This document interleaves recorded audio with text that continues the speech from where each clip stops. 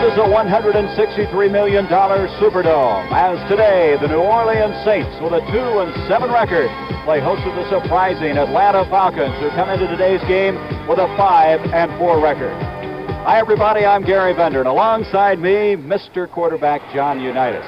John, before the day is over, the Atlanta Falcons could be tied for first place in the Western Division. Possibly, but first they have to get by the Saints, Gary. Let's take a look at the standings. Los Angeles 6-3, Atlanta 5-4, San Francisco 4-5. If Atlanta beats the Saints and San Francisco beats Los Angeles, there will be a tie in this division. Well, the Atlanta Falcons have been winning with their defense. They've allowed only 62 points, and it's going to be tough for New Orleans.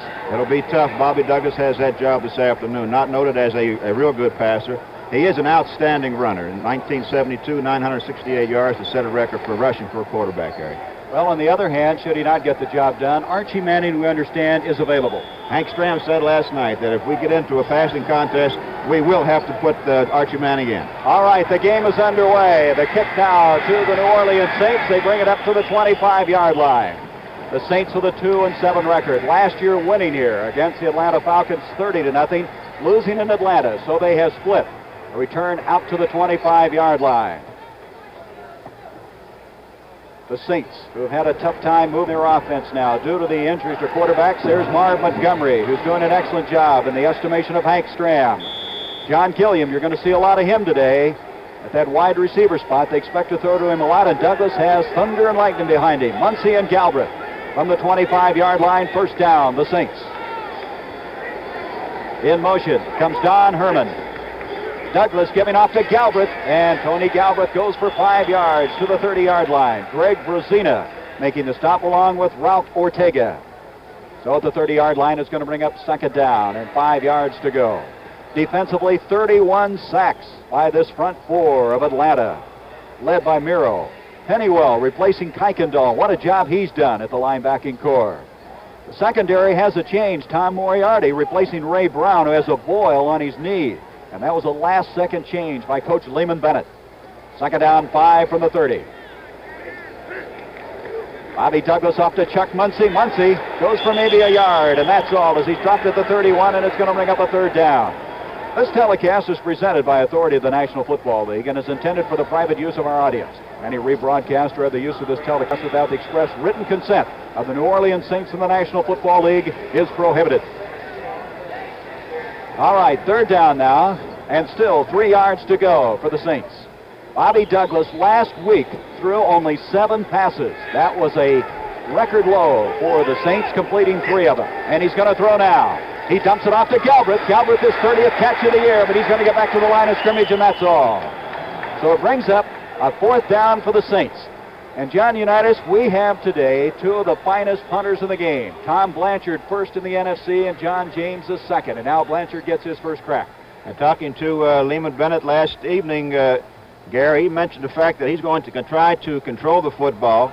His defense is playing so well, and if they come up with a third down or fourth down punting situation, then he's going to kick it. And he has an awful lot of confidence in his kicker, as does Hank Stram right here.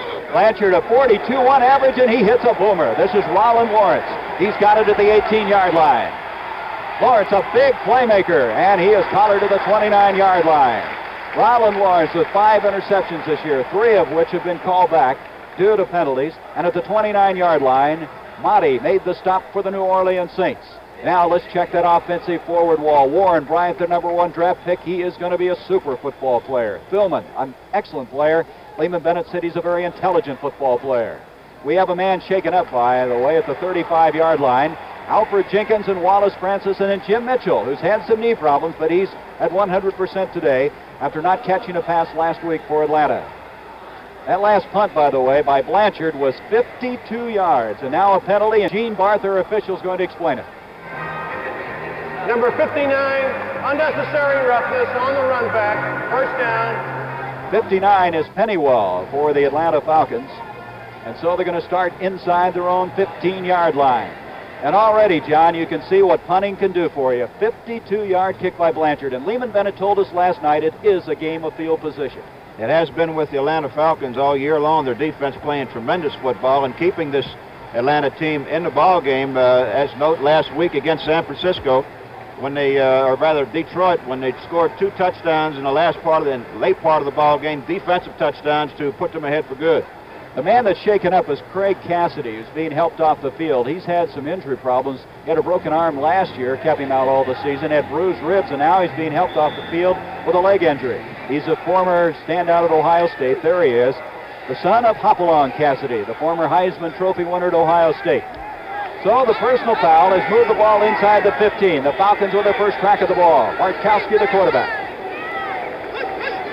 Bartkowski off to Haskell Standback, and Standback, the leading rusher for the Falcons, brings it out to the 19-yard line.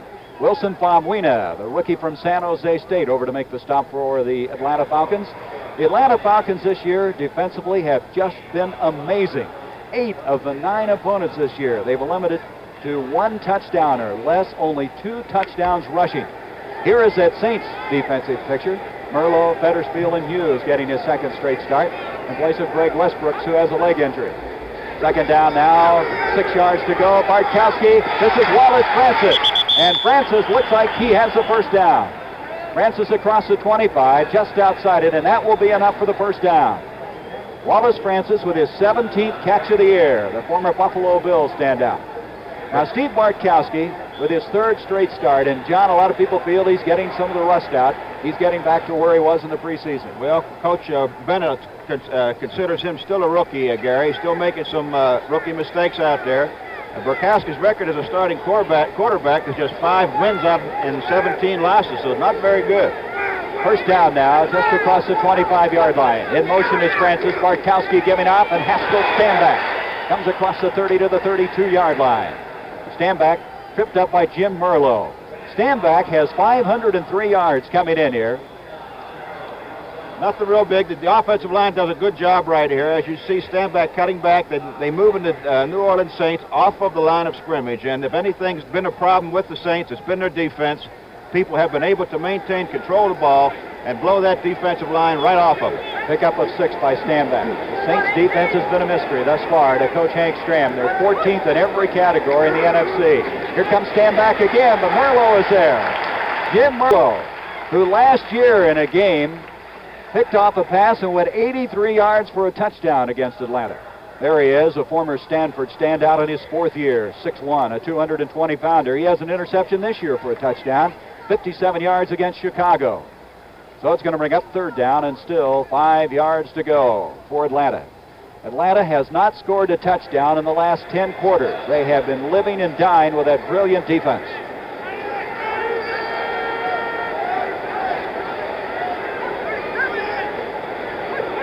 Bartkowski on 3rd and 5, a big rush put out by Fettersfield.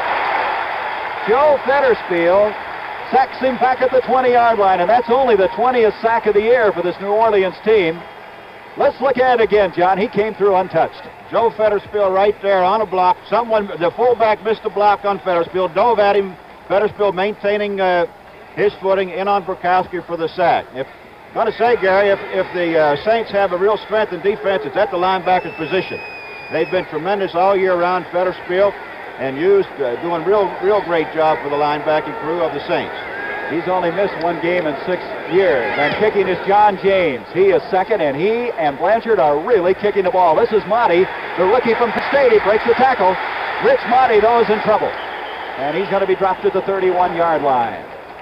Coming up, Ron McCartney to make the stop. A 45-yard kick that time by James. Timeout, no score from the Superdome. Introducing the Ford in your future, the new Ford Fairmont. A new car designed for today and the years ahead. At 33 miles per gallon highway, 23 city, Fairmont has the highest mileage ratings in its class. Yet it has 90% of the head, leg, and shoulder room of most large cars. And base sticker prices for the Fairmont line start at just $35.89. Fairmont, roomy but with mileage like a small car, and the lowest sticker price in its class. Test drive Fairmont, the newest, better idea from Ford. When you're looking for tires that put teeth in winter driving, drop in on the Snowbiters at Firestone. Look at them, 2 sets of deep biting teeth that really gobble up snow, but they don't take a bite out of you. Right now, a polyester cord snowbiter is just $20 plus federal excise tax. And you can charge them. For quiet running, long mileage, and plenty of traction, Firestone Town and Country Snowbiters. And now the New Orleans Saints with the ball to 31. Cleveland, 5-4, John. They can ill afford to lose that one. Now we see it, Cleveland 7, New York Giants 7 in the second period. Jerry Goldstein has thrown a touchdown pass for the New York Giants in that game. First down now from the 31-yard line. Bobby Douglas on first down, complete to Gilliam. John Gilliam with his 9th catch of the year across the 36. And that's what we expected, John, is they're going to throw a lot to number 41. Well, it's a quick out to Gilliam that time, and these are type passes that they should be throwing on a first down situation. These passes, like the quick out to the outside, a diagonal to the tight end, quick out both to the flanker and the out end, are good first down passes because they come up with a 2nd and 6 or 2nd and 5 situation, and they give you that the momentum moving the football down the field. See Cincinnati leading Miami. Miami with that brilliant 7-2 record. Here's a give now to Chuck Muncie on 2nd and 5, and he's very close to that first down. Chuck Muncie, a world of talent, coming in here 7th in the NFC in rushing with 543 yards, tackled by Ray Easternly, and it looks like they're just going to be short of that first down by less than a yard. 3rd down, let's make it a yard to go. As you look at the offensive team of New Orleans, somewhat of a mystery this year. It's either been feast or famine with them. 3 straight games, they scored an amazing number of points, 42, 31. But now they're having a tough time getting that offense rolling. Up the middle comes Galbraith, and he's got the first down. First down, New Orleans. Schumacher and John Hill throwing the key blocks that time up front for the Saints. The ball just short of the 45-yard line. Atlanta this year defensively has made it so tough in every phase. Only 2 touchdowns rushing against them. They can become the first team since 1944 to hold opposition under 100 points for a season. They just pursue you, gang tackle you, and everything. Douglas on first down again to throw. He's going to run. And he gets out of bounds at the 49-yard line, and if anybody can run the football from that position, it's Bob Douglas. He set that record, 1972, 968 yards. As we mentioned, his prowess is not as a passer, but primarily as a runner. It gives him 2 ways to go once he gets out there with the football. He can't throw the football well. In fact, this year he's throwing it at a better percentage per completion than any time since he come into the league. Right now he's throwing it 54% completion. So he can't throw it, Gary, and he can't have a hot day. The Atlanta Falcons could be in trouble. Well, he really drives your pass rush crazy, that outside containment. He picked up 3 yards on that play, 2nd and 7 from the 48. This is Muncie. Look at the move outside by Muncie. Boy, has he got quickness. Muncie across the midfield stripe to the 49. Coming up to make the stop was Ray Brown. And, you know, we didn't expect to see a lot of this guy because he was hurt. 3-yard pickup on the play. Inside now to the Atlanta 49-yard line. The New Orleans Saints, behind first Archie Manning, defeated Chicago. Then they came on with Bobby Scott. Scott directing a win over Los Angeles and playing very well against St. Louis. And now it's been Douglas. And they've scored only 2 touchdowns in the last 2 games. 3rd down. And still 3 yards to go. Douglas to Galbraith. First down. Ray Brown hit him again. Boy, Ray Brown playing the boil on the knee has made 2 tackles in succession. Bobby Douglas going back, setting up good protection right here. You see this little throw to Galbraith coming out of the backfield. The linebacker dropping off. Ray Brown coming up to make the tackle. 7-yard pickup, John. Galbraith, an outstanding receiver. Good hands and very, very good quicknesses. And I think he's learning quite a bit, Gary, about pass defenses and where to go and how to find that open hole. Boy, he's not doing bad. He has 31 catches this year. He had 54 last year. First down for New Orleans. This is Muncie.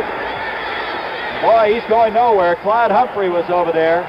Also Rollin Lawrence, but Humphrey just stacked that play up all the way. Lost clear back out to the 45-yard line. That's one of New Orleans' favorite plays, is that quick pitch to Muncie and get those lead blockers ahead. There's Famuina coming in along with Dewey McLean, as on a long passing situation or long yardage, they bring Famuina in as he is excellent at the pass rush. He's going to bring up now, 2nd down, 13 yards to go. Gilliam to the bottom of the screen. Watch him. They're going to throw a lot to him today. Douglas is looking his way right now, and he throws instead to Childs. He can't hang on. Henry Childs, their fine tight end, who has 18 catches this year, Could not hang on. It's going to bring up a third down. There he is. Boy, this guy had a 53-yard touchdown catch against St. Louis.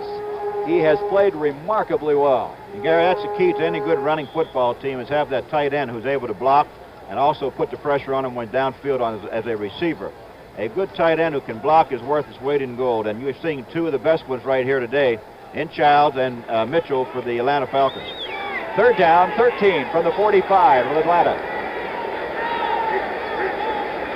Douglas again, and Childs doesn't see it.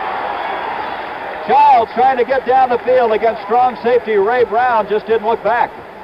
What happened on that, John? Well, they had a blitz.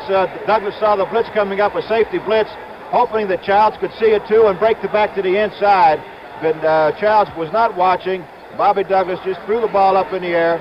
It could have been an interception if the defensive man would have been watching too. But two men not watching, not doing the job they're supposed to be doing. Here's Blanchard, who last time punted the ball 52 yards.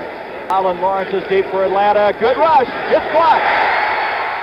It's blocked. Frank Reed blocked the ball, and at the 46-yard line, Atlanta comes up with it. Frank Reed, a second-year man from the University of Washington, the big play. Got in on Tom Blanchard, and the Falcons have it now at the 46-yard line of the Saints. They had 3 or 4 guys, John, that almost got to that one. Tremendous pressure put on. Well, no one took anything out of anyone on the line of scrimmage, and the first thing you have to do is at least bump the man. And if you're not going to block, turn around and tell the punter, look out. Well, this is just indicative of how Atlanta's played defensively all year long. They now turn the ball over to their offensive core at the 46. We're going to be back at the 6:45 mark with no score here in the Superdome.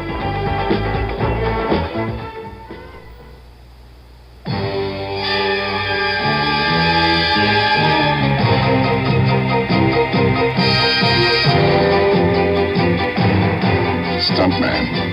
You get the bruises instead of the glory. You hit the deck and bite the dust till your bones ache. Then you pick yourself up and do it again.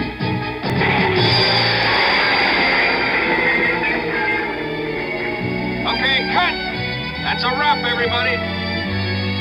Let's go, buddy. Boy, am I dry. But now comes Miller time. Time to wrap it up and reach for the best tasting beer you can find. Miller High Life, America's quality beer since 1855. If you've got the time, we've got the beer.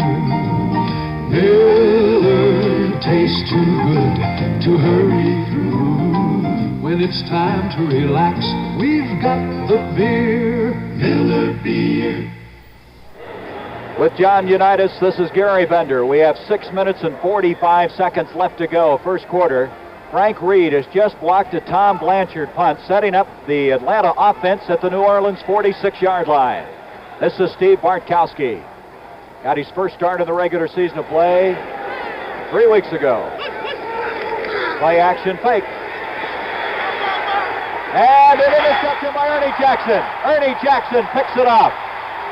Bartkowski was hit by Derlin Moore just as he released the ball, and Ernie Jackson, who's not a very big guy, 5'9", 176, comes up with it.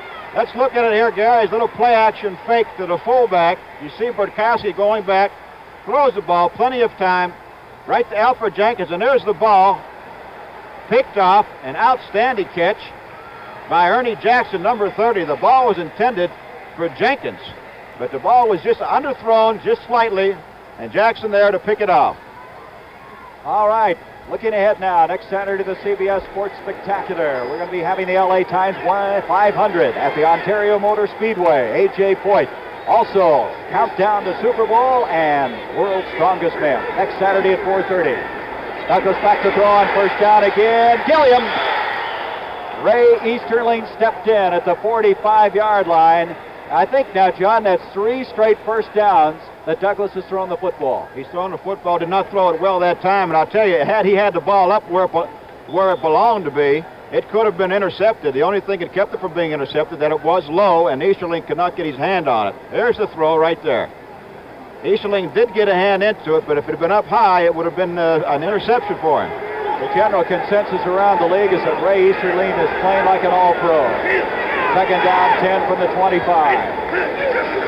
Douglas And running with a great deal of determination that time is Chuck Muncie, and Muncie brings it out to the 28-yard line. Dewey McLean and Greg Brezina making the stop. One thing about Galbraith and Muncie, they will fight you for every inch of the way. Big, strong backs. Outstanding backs. One thing about both backs, and any type of back like that, you notice when he's hit, he keeps that leg drive going. Both of these young men are big and able to take the punishment that they have to, because really the offensive line has not been doing a job for them the greater part of this year.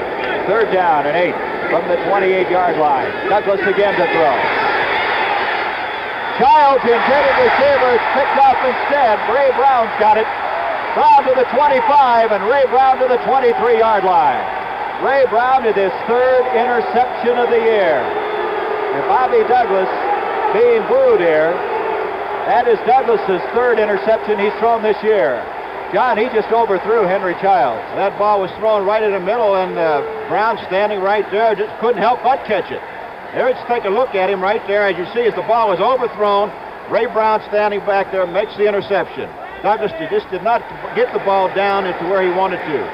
So we've had 2 interceptions here in the early going. One by Jackson in New Orleans and now one by Brown. 24-yard return on the play to the 23-yard line. Haskell stand back. Stand back to the 20. Brings up 2nd down. I tell you, New Orleans has just had a tough time getting that offense rolling, but let's give credit to Atlanta. Nobody's been able to do much against them this year. They haven't. If anything, they're going to have to throw the football. No one has really been able to move that line back off the line of scrimmage and running against them. Well, Lehman Bennett told us last night that you have to play first the run, and that's what they've been able to do. 2nd down now. 7 yards to go. Giving off this time to Lee Thompson, and Thompson's going to be thrown for a loss. Woody Thompson hit first by Lois Grooms, who, according to Hank Strand, is playing about as well as anybody in that forward wall. He has 5 sacks coming into the game. A loss of 4 yards. Woody Thompson had 94 yards rushing 2 weeks ago against San Francisco. So it's going to bring up 3rd down, 11 yards to go. I tell you, New Orleans last year had 39 sacks, a club record. They played well defensively, but this year just been a big mystery. They have that. In fact, they have the same men playing from the last 2 years on that defense. Have not been able to get the job done so far. 3rd and 11. Markowski to throw. Jenkins, and he is hit by Chapman in a flag. A late flag as Clarence Chapman hit Alfred Jenkins before the ball arrived at the 15-yard line. At Jenkins, he's kind of a sneaky guy out there. Murkowski did a fine job getting that ball off because they had a blitz on Gary, and his offensive man, Chuck Chris, coming into the blitz. Let's watch Jenkins as he go down on a pattern, a quick look in, and here's the ball. You see there he's getting hit right there. Good call by the official. Pass interference on Clarence Chapman. The automatic 1st down, I mentioned that Murkowski had got the ball off very, very quickly because Chuck Chris coming in on a blitz was in on him. At the 16-yard line, 1st down, Atlanta.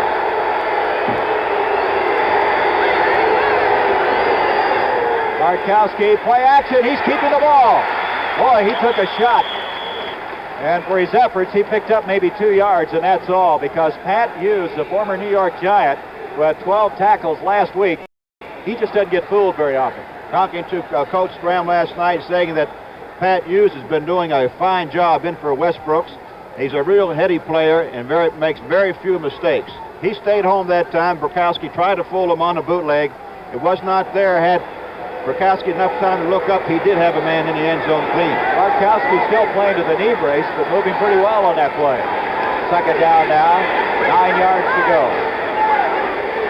This is stand back, and here comes Fettersfield. Joe Fettersfield, twice now, has gotten through, and I'll tell you, he must have known the play on that one. Well, we had a blitz on it, Gary. Let's watch it. Safety man Chris coming and Fettersfield coming. The guard was supposed to come over to get to Fettersfield, but there's no way he was going to do it. The center had to take either safety or Fettersfield, and he chose Fettersfield. We have a flag on the play, and also one of our officials was shaken up on the play. Fine play by the Saints on the blitz to get the runner, and we see we have a penalty down. The official deciding what it's going to be. There it comes now. Gene Barth from St. Louis, the official for today's game. And he explains it to Hank Stram in his second year as the head man of the New Orleans Saints. That's Gene Barth, number 14. Vern Marshall, number 94, or 34, I guess it was. Fritz Graff was the man shaken up. You can see him there. He got caught somewhere behind that line of scrimmage, and he was just buried back there. Well, if there's the officials, if they want to get in the game, they better start wearing pads, Gary. It's tough out there. By the way, down below, Archie Manning is warming up for the Saints. We may see him before this game is very old. We have 3.5 minutes left. Let's listen now to Gene Barth. We have a dead ball foul. Both players disqualified. 73 defense, 86 offense. Third down. Down counts. Third down. Well, 86 would be Jim Mitchell, and 73 would be Joe Campbell. 73, defensive end for the Saints, the number 1 draft pick from Maryland. So they're wasting no time of getting people out of this game. Both of them have been ejected from the game. Third down now, 13. A blitz is on, a fumble. Oh, I tell you, Chuck Chris came up from his strong safety spot, and he was there almost the moment the ball was snapped. Gary, excellent timing by Chris on that blitz. Burkowski is going to have to change his tactics as far as his count is concerned to try to keep New Orleans off balance back there. They seem to be timing their blitz on Burkowski's cadence. Well, the penalty, a flag on the play. Step off inside the 15-yard line. Let's listen. 2 or 3 minutes. 4, defense, offside, third down. Well, Chris was offside on that blitz. How about that? Well, that's one way to stop it. So Chuck Chris, who made the sack and caused all the misery in the backfield, was offside. So now it's third down and 8 yards to go. Boy, the crowd really booing here in the Superdome. Arkowski to throw. Wallace pressure. Defending on the play very well was Ernie Jackson, and Jackson getting up very slowly. He's had injury problems, and he's limping. So Barkowski on third down and 8 doesn't get it, and we're going to have a field goal attempt coming up. And coming in is going to be Steinfurt, Fred Steinfurt, activated 2 weeks ago, replacing Nick Mickemeyer. He's hit 2 of 3 thus far. His longest year has been 34 yards, so this will be a 31-yarder. He's a left-footed soccer-style kicker. Started his career with Oakland. 31-yard attempt by Steinfurt, and it is good. Steinfurt hits it. And do you realize this is the first time Atlanta scored in the first quarter this season? Believe it or not, Atlanta with their first points of the first quarter in 77. 3-0, Atlanta.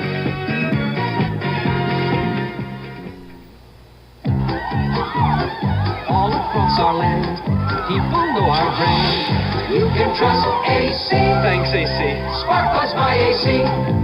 We'll help you smile throughout the miles. You can trust AC. Thanks, AC. Spark Plugs by AC. So when you want to go, we're the name to know. You can trust AC. Thanks, AC. Spark Plugs by AC. Firing spark plugs by AC. AC.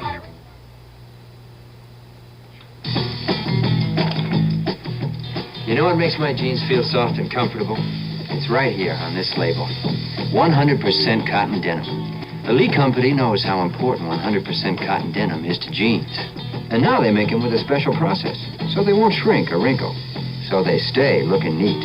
You see this label? Make sure you see it on your jeans. When you're looking at blue jeans, check the label. Make sure you're looking at 100% cotton denim. Lucy welcomes some good old friends to a brand new 1-hour special. You'll love Lucy, Monday at 8:30, 7:30 Central and Mountain, right after Charlie Brown.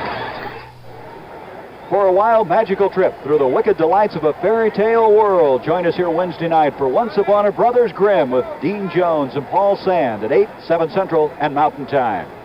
Fred Steinfurt with a 31-yard field goal. There he is, former Boston College player. He's kicking off. Rich Motti is deep for New Orleans as the Falcons with a 3-0 lead. And Clarence Chapman's going to let it go out of bounds, and that'll be a 5-yard penalty. You know, already Bobby Douglas has thrown more passes in this game, John, than he did all of last week when he threw only 7. I think he's thrown his last pass. I see Hank Stram down there with his arm around Archie Manning, and I believe Archie may be coming in. There's that last drive, which was set up brilliantly on the interception by Ray Brown. Steinfurt with a 31-yard field goal, 3 of 4 for the year. And Atlanta, the way they've been playing defense, they don't have to score a lot of points. They've been something. There's Archie Manning. He's talking with Coach Dick Wood right there, quarterback coach. I just see some serious consultation going on. Archie is coming in now, hadn't played for 3 or 4 weeks. But I understand his foot is all right. He's going to be coming in, as we mentioned earlier in the ball game, that Hank Stram said if we needed Archie, he would be in, and it didn't take him long to insert him. I tell you, Archie Manning played so well earlier this year, and then he hurt that ankle. And, John, sometimes you just can't come back from ankle sprains. They can really bother you. Here's Steinfurt trying it again, this time 5 yards deeper after the penalty, as now Chapman will bring it out. Clarence Chapman gets to the outside. They're going to mark his forward progress at the 31. He stepped out of bounds at that point. And Steinfurt, who kicked off, was the guy that shoved him out of bounds. That'll be a 26-yard return on the kickoff. And from the 31-yard line, the Saints trailing 3-0. Already, we've had a block punt and 2 interceptions. And we have 3 minutes and 7 seconds to go in the first quarter, and here comes Archie Manning. Archie Manning, who's hitting just about 53% of his passes. He has 3 touchdowns, 3 interceptions, 66 of 125. Against Chicago this year, he ran for 3 touchdowns and passed for 1.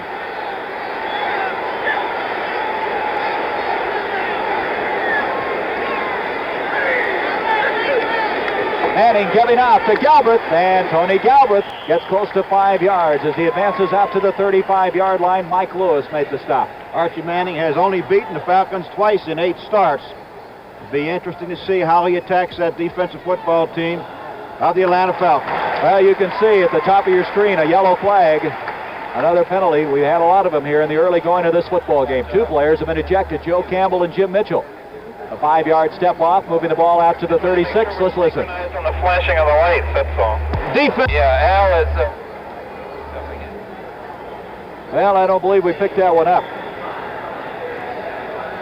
From the 36-yard line, first down now, 5 yards to go. It was offside, however, against Atlanta. 1st and 5. Gilliam. Split to the near side of the field. Archie Manning on a 1st and 5. Has in motion now Don Herman. Gives off to Galbraith. Galbraith for 2, maybe 3 yards. And he's finding what everybody else has found out this year. It's tough to run against this Falcon team. Lewis and Greg Brazina combining on the stop now for the Atlanta Falcons. We come to a 2nd down. Also give credit to Pennywell, the middle linebacker. Here's a good look at the Falcon defense standing. They've done a tremendous job, as you mentioned, Gary, all year long. They really shut everyone just about off completely on the run, and most teams that tried to go through the air on them, they had a tremendous rush in most ball games that they played all year. Well, in the last 2 weeks, they've held opposition under 200 yards in total offense. And Chuck Muncie trying to go for the 1st down, and he's got it. On a 2nd down and 4, Chuck Muncie picks it up. Ray Brown flying over to make the stop. John, I really enjoy watching Chuck Muncie. He really has some real flashiness about him. He's a big man, too. Instead of going around a lot of people, he likes to run over them occasionally. That time, Chuck saw a defender coming up. He just turned sideways, and the man missed him. So the 1st down out to the 43-yard line. Chuck Muncie's had some injury problems. 6'3", 220, the number 1 draft pick last year. 1st down. Archie Manning going to try his first pass. And it's intended for Childs, and Childs is belted by Ray Brown. Another flag on the play at the 41-yard line. Manning went down that time. He was hit, and hit hard. A good pressure put on by Jeff Muro. He's all right, though. We're going to have a personal foul against Atlanta. There's Manning. So that will give the New Orleans Saints another 1st down. They're going to move the ball inside the 45 to the 42-yard line.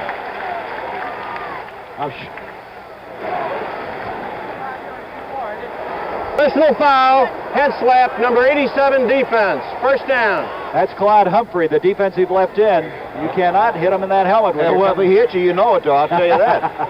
I'll tell you what, Archie was hit, but I'm sure he's happy about being hit, Gary. He hasn't played for a while, and being hit the first time, it'll knock those butterflies out of you right away. So he'll be all right now. It'll remind you what you're doing anyway, huh? Right. Look at this one. If Chicago defeats Minnesota, that throws that Central Division up for grabs. And that means that big ball game coming up with Detroit on Thanksgiving will be a real big one in that division. Here's Chuck Muncie on a first down across the 40, and Muncie is close to the 35-yard line.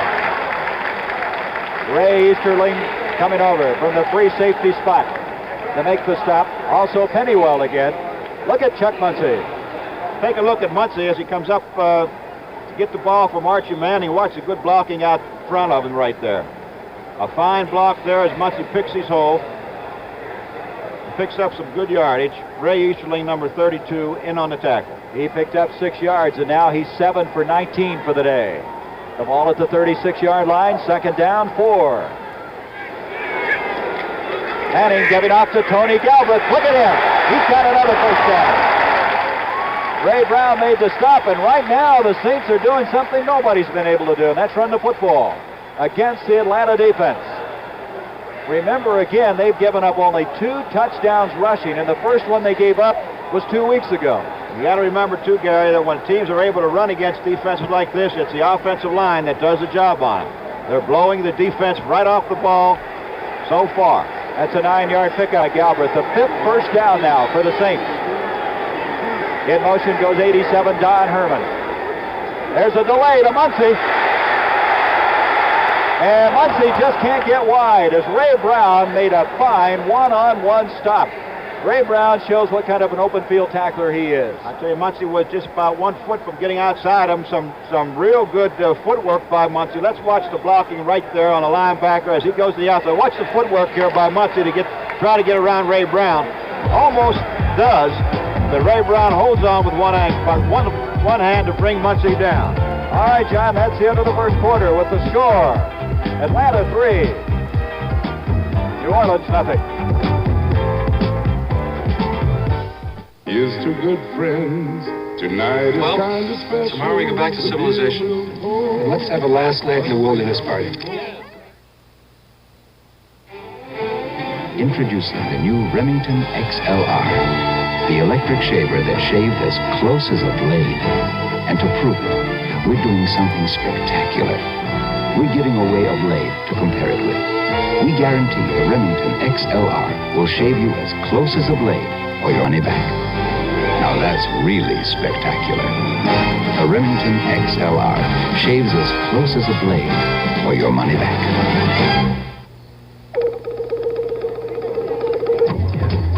Sir, what's the hurry? Going to rent a car. Oh, well, you don't have to run. Gotta run. Oh, no, if you had an Avis Wizard number, you could walk. I gotta walk. Call toll-free and let our Wizard system do the running. Just show a major credit card, license, sign, and get the car. I don't have to run through airports? Not with Avis. I can walk through airports. We try harder, Avis. Avis, we don't know another way. I'm walking through airports. This is God again. I just thought you'd like to know how my new movie, Oh God, starring George Burns and John Denver, turned out. I'm a big hit. Sacco, Buffo. Rave reviews and long lines at the box office. Who would have thought in 1977 God would be so big?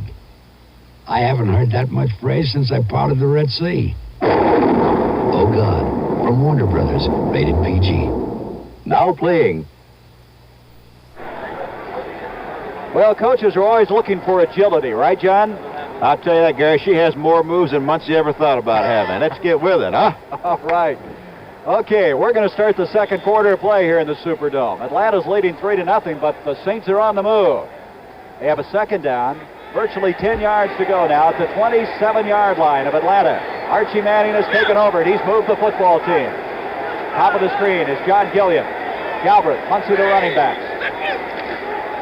And there's a give to Tony Galbraith, and Galbraith just short of the 25-yard line. It was Pennywell again. Pennywell is from Shreveport, Louisiana. Went to Grambling. This young man walked out of the 49er camp.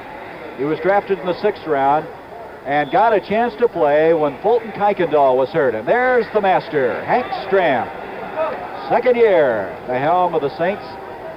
He's had a team that's just been somewhat of a mystery to him. But it has got to be a tremendous lift to the offensive football team to have the Archie Manning coming back to play quarterback. And look at that score. The Jets 3, the Baltimore 6 in the first period. Hey, Burt Jones threw a 53-yard touchdown pass to Raymond Chester in that game. 53 yards. All right, third down and 8. Manning. Got a man open. Touchdown. Henry Childs make that James Paxton, but wait a minute, there's a flag back at the 32-yard line. Paxton, his second touchdown catch, but I believe it's going to come back. Boy, he was so wide open, but Manning made that play because he scrambled out and got additional time. Archie moved up into the pocket and moved to his left, and when something like that happens, it's generally a holding penalty or something against the Saints. Let's listen to the umpire. The official called it. Number 77, offensive holding, third down. Well, that's Marv Montgomery, the left side tackle, who Hank Stram says is their best offensive lineman right now. Boy, that hurts. Paxton was really doing a good job of getting open, too, when he saw Manning in trouble. Paxton was running for the open spot. Archie just happened to spot him and laid the ball out there perfectly. So now, instead of a touchdown, it's 3rd and 18. The ball outside the 35. Famuina jumps offside. Wilson Famuina, the Samoan from San Jose State, jumped across. He was their second first-round draft pick this year, along with Warren Bryant. He is quick, but too quick on that play. Encroachment, 74 defense, third down. So now it moves to 3rd and 13. Famuina just a little bit anxious on that play, wanted to get in there to get a hold of Archie. Now 3rd down and 12 for the Saints. That's the 4th penalty in this drive, by the way. A lot of flags. 14:10 to go before halftime. 3rd and 13. Manning intended for Galbraith. And Manning was dumped, and we've got another flag at the 20-yard line. A penalty against Atlanta. I believe we have pass interference coming up. There's Archie Manning getting up. There's Pennywell. He's upset. Brasina also. So that'll be the 5th penalty of this drive. A lot of discussion going on here at the floor of the Superdome. Well, they want to control the ball game, and that's exactly what they're trying to do. 9, defensive pass interference, first down. That's Pennywell. Automatic first down, so it's at the 19-yard line now. There he is, 59. Robert Pennywell, 6'1", 222-pounder. He picked off a pass last week and went 20 yards for a touchdown against the Detroit Lions.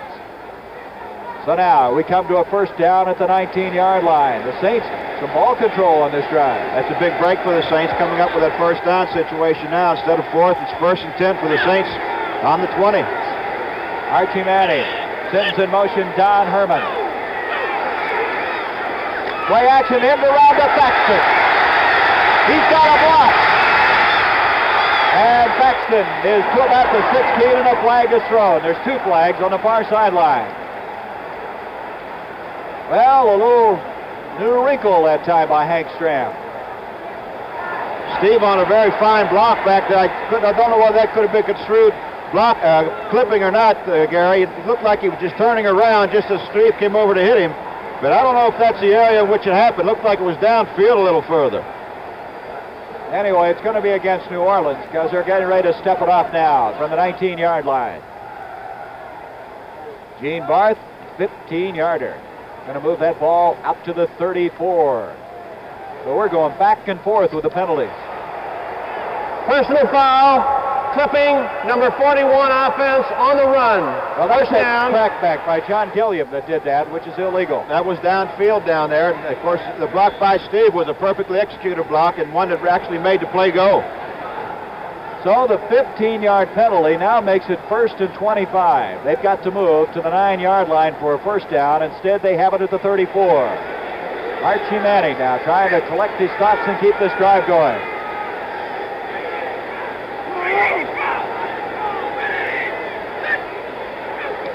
Manning back to throw on 1st and 25. In trouble.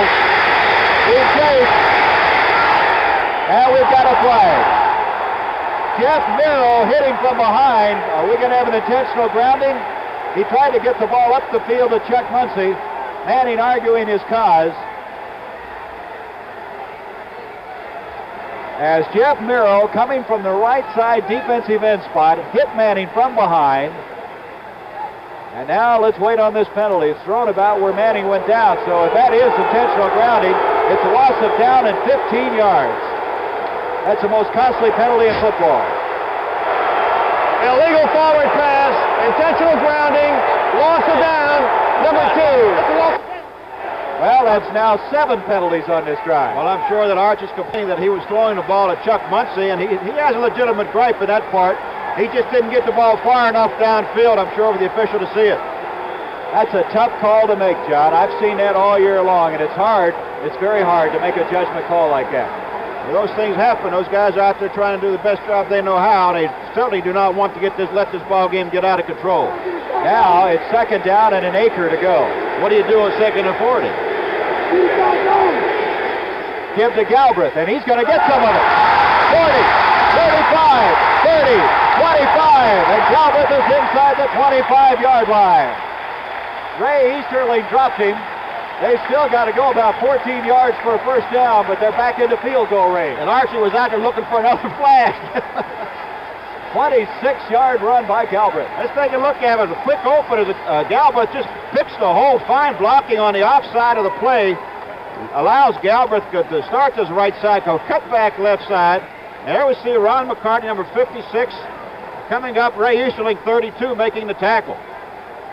Well, he gets a lot of it back. It was 40 yards. Now it's 3rd and 14. In motion, Don Herman. Manning. He's going to Muncy. Now we've got another flag. Huey McLean, number 52. It'll be 1st and goal at the 1.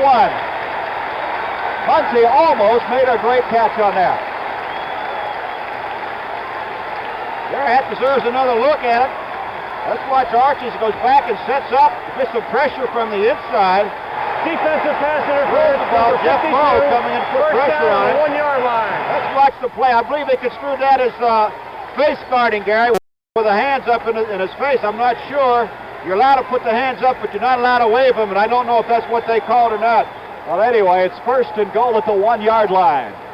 And now the Saints trailing 3-0 have a chance to go on top. Boy, this has been a real gutsy drive by them. A lot of penalties. 8 of them to be exact.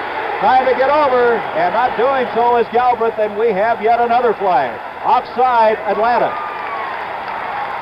This may be a record for penalties on one series. That's the 9th penalty of this drive. So they'll have half the distance to the goal. They'll have a 1st and goal at the half-yard line. Defense offside, 1st and goal on the half-yard line. I'll tell you, this is the kind of series that must drive coaches crazy. Huh? Well, who'd ever thought they would have got out of the hole on 2nd and 40?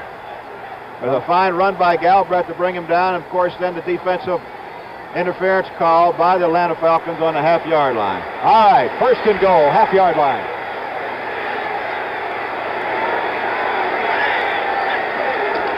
It's a give to Muncy, touchdown. Chuck Muncy with a block from tight end Henry Childs, and that is only the 3rd touchdown this year that has been scored against Atlanta on the ground. And Muncy took it in. Let's watch the blocking of number 85, Henry Childs, right there on your screen. As you see Muncy and Galbraith both going through the hole. Galbraith leading Muncy as Muncy dives over for the touchdown. Emmanuel Zanders on a good, fine block. So after 9 penalties, the drive is culminating on a half-yard smash by Chuck Muncy. Zorro to attempt the point after. And Rich Zorro's got it. And the New Orleans Saints have taken a 7-3 lead with 12 minutes and 49 seconds to go in this first half of play. A 68-yard drive in 8 plays. This guy, Chuck Muncy, taking it in. The best-selling American-made small car versus Japan's best sellers. Hello, I'm Jackie Stewart at Indianapolis, where the best-selling Japanese cars competed head-to-head against the best-selling small car made in America, Ford Pinto. In 2 driving tests certified by the United States Auto Club, which car performed best? Let's find out. In the truck passing test, a 78 Ford Pinto moved out and passed, quicker than a Datsun B210. Passed quicker than Toyota Corolla.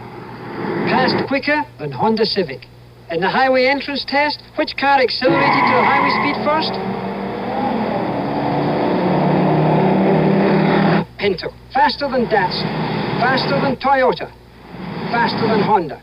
And 78 Pintos now have added features and are sticker priced lower than last year. Check out the complete line of Ford Pintos yourself at your local Ford dealers. Another better idea from Ford.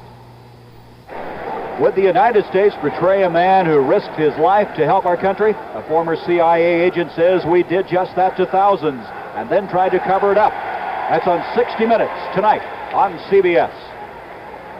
Getting ready to kick, Gazzaro just booted the point after. The Saints with a 7-3 lead, 12:49. This is Carl Farmer, number 80, second-year man from Pittsburgh, a world-class sprinter. He's averaging just over 20 yards a return. It's going to be a short kick, however. Farmer's got it, though. Brings it out to the 25. And Carl Farmer brings the ball to the 33-yard line. So Atlanta, who just gave up their 3rd touchdown rushing of the 1977 season, after the 68-yard drive, 9 plays, and 9 penalties, we should add, took 5 minutes and 18 seconds. So now Atlanta from the 33-yard line. We've had a block kick. We've had 2 interceptions. We've had a lot going on. And look at Cincinnati and Miami. That's a big one for the Bengals. Miami staying on the heels of Baltimore. Chris Barr had a 43-yard field goal in that game. Bartkowski off to Woody Thompson. And Thompson shoves that line of scrimmage ahead a couple of yards. Jim Merlo was the man to make the stop. Thompson getting a lot of playing time now after Monroe Ely went out with a broken foot. Bob Pollard also in on the stop. By the way, Pollard had to come back in because Joe Campbell, who started, was booted out of the game. 2nd down, 7. Baltimore goes ahead of the Jets, 3 more points. Baltimore 9, New York Jets 3 in the second period. Again, Bert Jones with a 53-yard touchdown in that game. Here comes Thompson. And Thompson's got a first down out to the 45-yard line. Woody Thompson from Miami of Florida. Clarence Chapman and Lois Grooms over to make the stop on him. Thompson's had the bad rap, or rap I should say, of fumbling a lot, but he's held on much more efficiently this year. He's a big guy, 6'1", 230. There's Lehman Bennett, the youngest coach in the NFL at 39 years of age. Very impressed with that man last night. Done an outstanding job with a defensive football team, and he feels that the championships are won with a defense. From the 45, a first down. Wallace Francis in motion. And a give. Pick up a couple of yards and another flag on the play. The New Orleans Saints have been blitzing every chance they have, every opportunity. You'll see the safeties coming up and faking the blitz and also coming. I believe Chuck Christ has blitzed 3 times in the last 2 series that Atlanta has had the football. Well, Stanback picked up about 3 yards, but they're going to take the penalty against New Orleans to the 50. Number 82. 1st and 5. Offside against Bob Pollard, the left side defensive end. Well, I guess you blitz a lot, try to get some motion on defense when you're not playing very well. Well, they're trying to get that, stop that run of the Falcons, because anything that has happened to the Saints, they've been weak against the run. Well, we got a mix-up. Firing off was Atlanta. Bob Pollard and Warren Bryant collided. It's going to be a legal procedure against the Falcons. We're going to have a record in penalties before the day is over. The Saints defense is on average of 352 yards per game, which that's within 6 yards of the club record. Number 66, offense, false start. First down. 66 is Warren Bryant, who you're going to hear a lot of in the years to come. You realize we've had 9 penalties against Atlanta, 6 against New Orleans already. 1st and 10 from the 45. Bartkowski. Wallace Francis, the intended receiver. Again, they had a blitz on that down too, Gary. And I think you'll see that blitz most of the afternoon. As we said, the Saints defense has been weak against the runs. And this is one thing they can do to try to stop the men going after. Pat Hughes is on that one, was in on the blitz, number 54, who's done an outstanding job since taking over for Westbrooks at the linebacking position. Well, last year, the Saints had excellent pass rush. It's been suspect this year. Second down, 10. Markowski to Woody Thompson. Thompson doing a good job. And he's about a yard short of that first down. And Woody Thompson picking his way very proficiently that time. Pat Hughes eventually dropped him. A pickup of 9 yards, so it comes to a third down and a yard to go. Woody Thompson, there's what he has done this year. Well, he's taken advantage of this opportunity to play. Outstanding back and a good hard runner, as we saw that last play. Picks his holes well, keeps his legs going. Gets every yard he can. Excuse me, John. That offensive line average is 23 years of age for Atlanta. It is young. Give to Thompson again, and he's got the first down. He's shoved back, but his forward progress will net him the first down inside the 45. Chuck Crisp made the stop. There you saw a good example of Thompson's drive, leg powered, moved across that yard stripe for the first down before he was knocked back. Chuck Crisp, who's a former basketball player at Penn State, having his best season, made the stop. He had 3 sacks and 2 interceptions coming into this game. So they bring Jenkins to the bottom of the screen, Francis to the top on a first down, just inside the 45. Markowski to Jenkins. Chapman defending on the play, but they picked up 6 yards in a hurry. Good play, good throw by Burkowski on that. Quick out to the outside, picking up 5 or 6 yards. Someone's hurt down on the field. That someone is Derlin Moore, the defensive tackle, a former standout from Oklahoma. He's down at the 45-yard line. 7-yard pickup on that pass completion. Going to bring up 2nd and 3 when we return. We have a timeout with 10-14, 7-3, New Orleans. Here's to good friends. Tonight is kind of special. Tomorrow we go back to civilization. Let's have a last night in the wilderness party. Yeah, right, I've got just what we need. So tonight. Hey, hello, Brown. You've been hiding that all week. I was waiting for the right moment. When you want the taste of a truly great beer, tonight, let it be Lowenbrau. Well, like the song says, here's to good friends. Let it be Lowenbrau.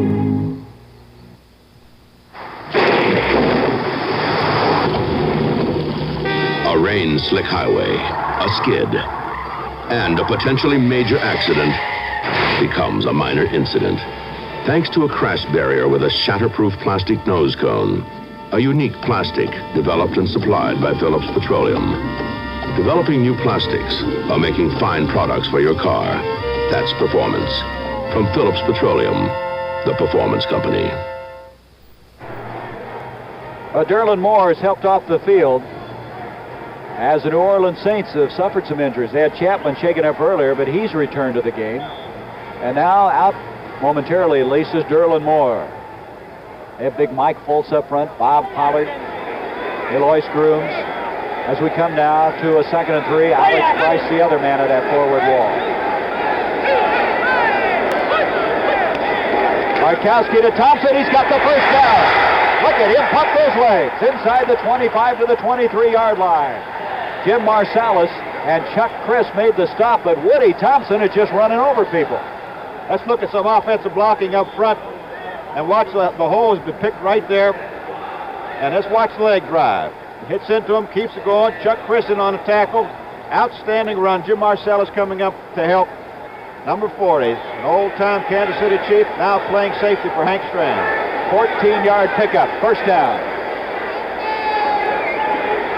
Give to Thompson again. Look at this guy.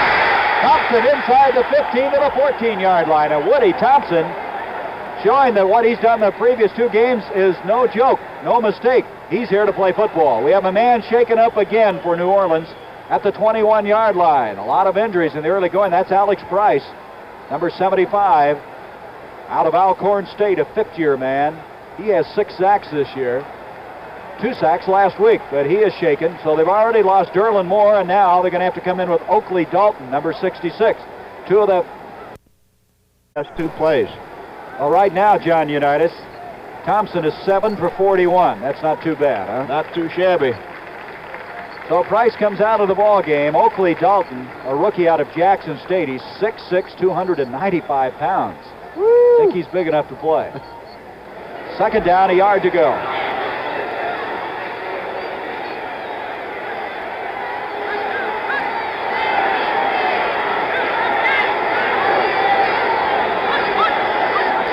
Bartkowski to Stanback. Stanback trying to get the first down. He's got it. Inside the 10 to the 9-yard line. Haskell Stanback, tackled by Ernie Jackson. Stanback really having quite a year. He's already surpassed a personal high for the year. Let's take a look at Stanback as he breaks back to the outside. The hole was closed. Good move by Stanback as he breaks back outside and cuts up inside, always knowing that he has to get that first down and get the yardage they need. A good play by Stanback. Atlanta trailing 7-3, but they're moving now. Their 6th first down after a 9-yard run. First and goal at the 9. Woody Thompson, this time he finds a lot of congestion. He might have gotten a yard, maybe 2. The black-shirted Saints are there to throw him back. Grooms and Mike Fultz. Say that Fultz out of Nebraska. Engstrom says he's one of the 3 strongest men he's ever seen. Gary, that's saying something because there's an awful lot of strong men in the National Football League. Oakley Dalton also in on that last tackle. So it's going to bring up second and goal at just about the 8.5-yard line. They didn't get much on that play. Interesting stat on Stanback that he has only missed 1 game in 4 years with the Falcons, so he's a good, hard-running horse back there. From Tennessee in his 4th year. Bartkowski on a bootleg. Throwing, taken, touchdown. Alfred Jenkins made a remarkable catch. And I'll tell you, Bartkowski really disguised that play well. Looked like he was running all the way. But he didn't fool Pat Hughes again because as he was throwing, number 54, Pat Hughes, made the hit on him. An excellent catch by Jenkins as he came out off of that. Bartkowski coming off the bootleg. Let's watch it here. It deserves a good Chuck Christ again coming in on the blitz. Pat Hughes stayed at home. There's the throw. There's the hit by Hughes. And a great catch by Jenkins. Tremendous concentration on the football. Boy, I thought Bartkowski was going to run that one all the way, and all of a sudden he threw the ball. This is Steinfurt to attempt the point after. A flag on the play as Steinfurt hits it to make it 10-7, but let's wait a minute. Gene Barth indicating offside will be against New Orleans, so Atlanta will get it. And Atlanta now has taken a 10-7 lead. 7:41 to go in a very interesting first half here at the Superdome in New Orleans. We'll be right back. America, you've been changing. Coming, going, changing, growing, the things that make up life. Why is Bank AmeriCard becoming Visa? To keep up with you. You're traveling, you're moving, you're taking more from life. Today you need money that's good around the corner, all across America, and in 117 countries around the world. That's why Bank AmeriCard is becoming Visa, the most widely recognized card in the world. Visa, we're keeping up with you. It's hard to tell the difference between J.C. Penney plain pockets jeans and the world's best-selling jeans. After all, they're both made of tough, heavy denim with good looks and great styling. In fact, you probably couldn't tell the difference at all unless you noticed the fancy stitching on the back of those famous jeans, or the money you saved on plain pockets. J.C. Penney plain pockets. The big difference between us and them is the pocket and the price. I predict she's going to win. Don't miss 22 big stars competing. Wish I was a pool table. Flip Wilson hosts Celebrity Challenge of the Sexes tonight at 8, 7 Central and Mountain. The Atlanta Falcons have taken the lead for the second time in this game, 10-7, 66-yard drive in 11 plays. Steinfurt to kick off for the Falcons. This is Clarence Chapman going to bring it out. 15, 20, and Chapman out to the 23-yard line. Pretty good job. He caught that on the dead run. Frank Reed, who earlier blocked a punt in this game, made the stop. A 26-yard return. They're going to mark the ball at the 23-yard line. So the Saints, who led 7-3, now trail 10-7. That last drive of 66 yards, got to give a lot of credit to Woody Thompson, but also Bartkowski on the touchdown. Really a good job disguising it. And Baltimore is starting now to mount a lead. Jets 3 and Baltimore 12 in the second period. Tony Leonard, 31-yard field goal just moments ago for the Colts. Baltimore sure watching that Miami score.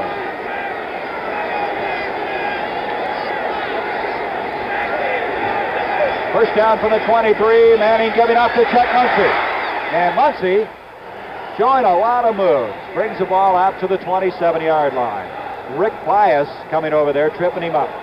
With Muncie and Galbraith, and you're a defense, you better get some help out there. One-on-one with those guys is not easy. Muncie sure has some quick feet, some fine moves. And we're looking at Miami's score. Miami's up on top of Cincinnati, 14-13 in the third period. Miami and Baltimore with some toughies today. 14-13. It's now 10-7 in this one. Atlanta, second down, 7 yards to go. Archie Manning to Galbraith. And they didn't fool anybody on that scissor action in the backfield. Ralph Ortega made sure of that, the middle linebacker. So they may have lost some play or some yardage, and it'll bring up a third down. That play looked like they were a little unsure of what they were doing. A little mix-up back in the backfield there, and Galbraith could not find a hole. There's Hank Stram. Ortega and Brooksina on the tackle. Hank Stram, I'll tell you, he's 100% behind his players. He had nothing but good things to say about Muncie. Galbraith, he's mystified by the defense. And, of course, the injuries have been really tough this year. Third down and 8.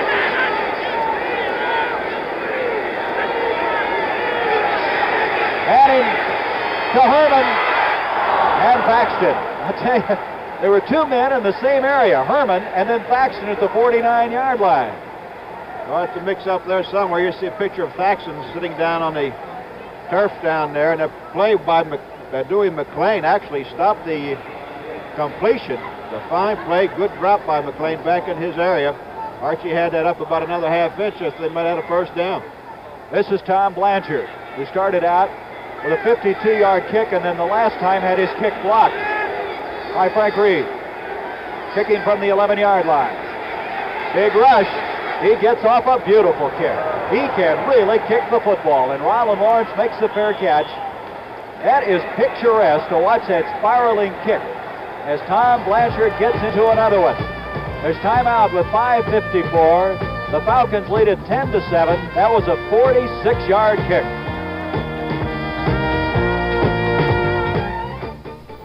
I drive a Ford pickup because my daddy told me they're built tough. Right, Daddy? Right, and I bought a Ford pickup because my daddy told me they were built tough. Right, Daddy? Yep, and I drive a Ford pickup because my daddy told me they were built tough. Right, Daddy? That's right, yeah. My daddy came to Texas in a covered wagon. I had to learn about Fords on my own. I'm a smart old bird, ain't I? Of all Ford trucks registered over the last 12 years, 93 out of 100 are still on the job.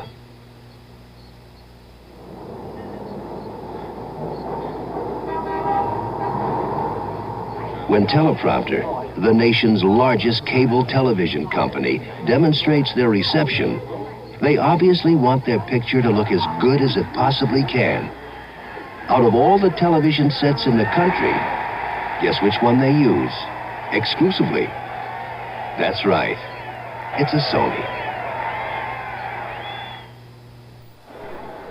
Well, Tom Blanchard was leading the NFC in punting when he came in here. He's kicked one 52 and 46 yards. He had one block. And after the 46-yard kick just moments ago, Atlanta has the ball at their own 28.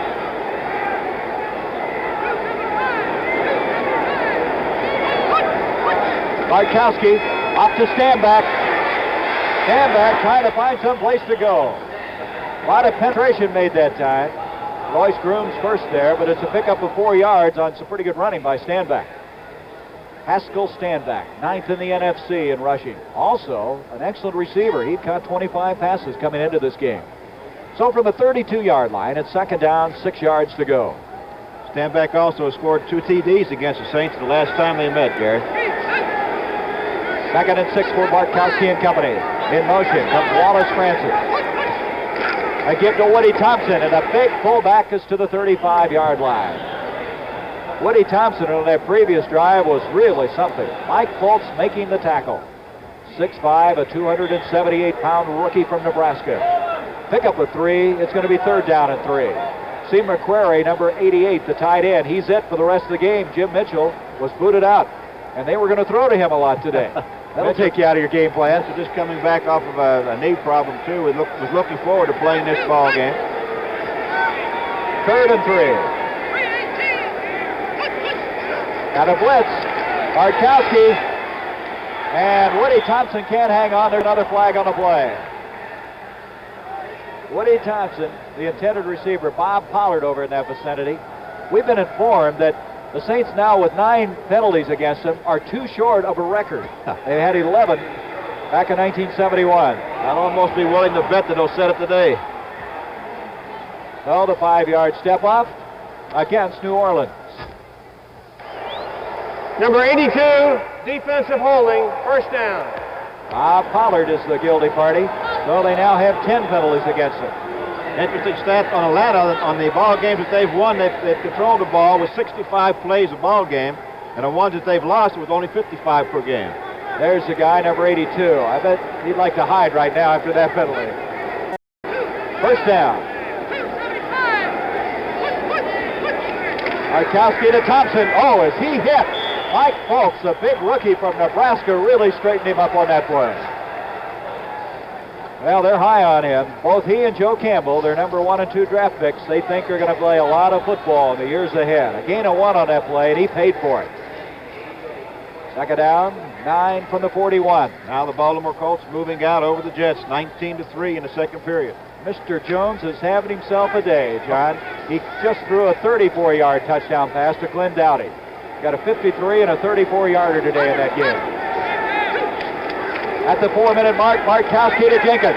Jenkins to the 45. He's got a 1st down across the midfield stripe, and his forward progress is going to be marked at the 47. Warren Bryant, number 66, the big rookie from Kentucky, annihilated somebody over there. Oh, did he nail him? He just ran over top of him.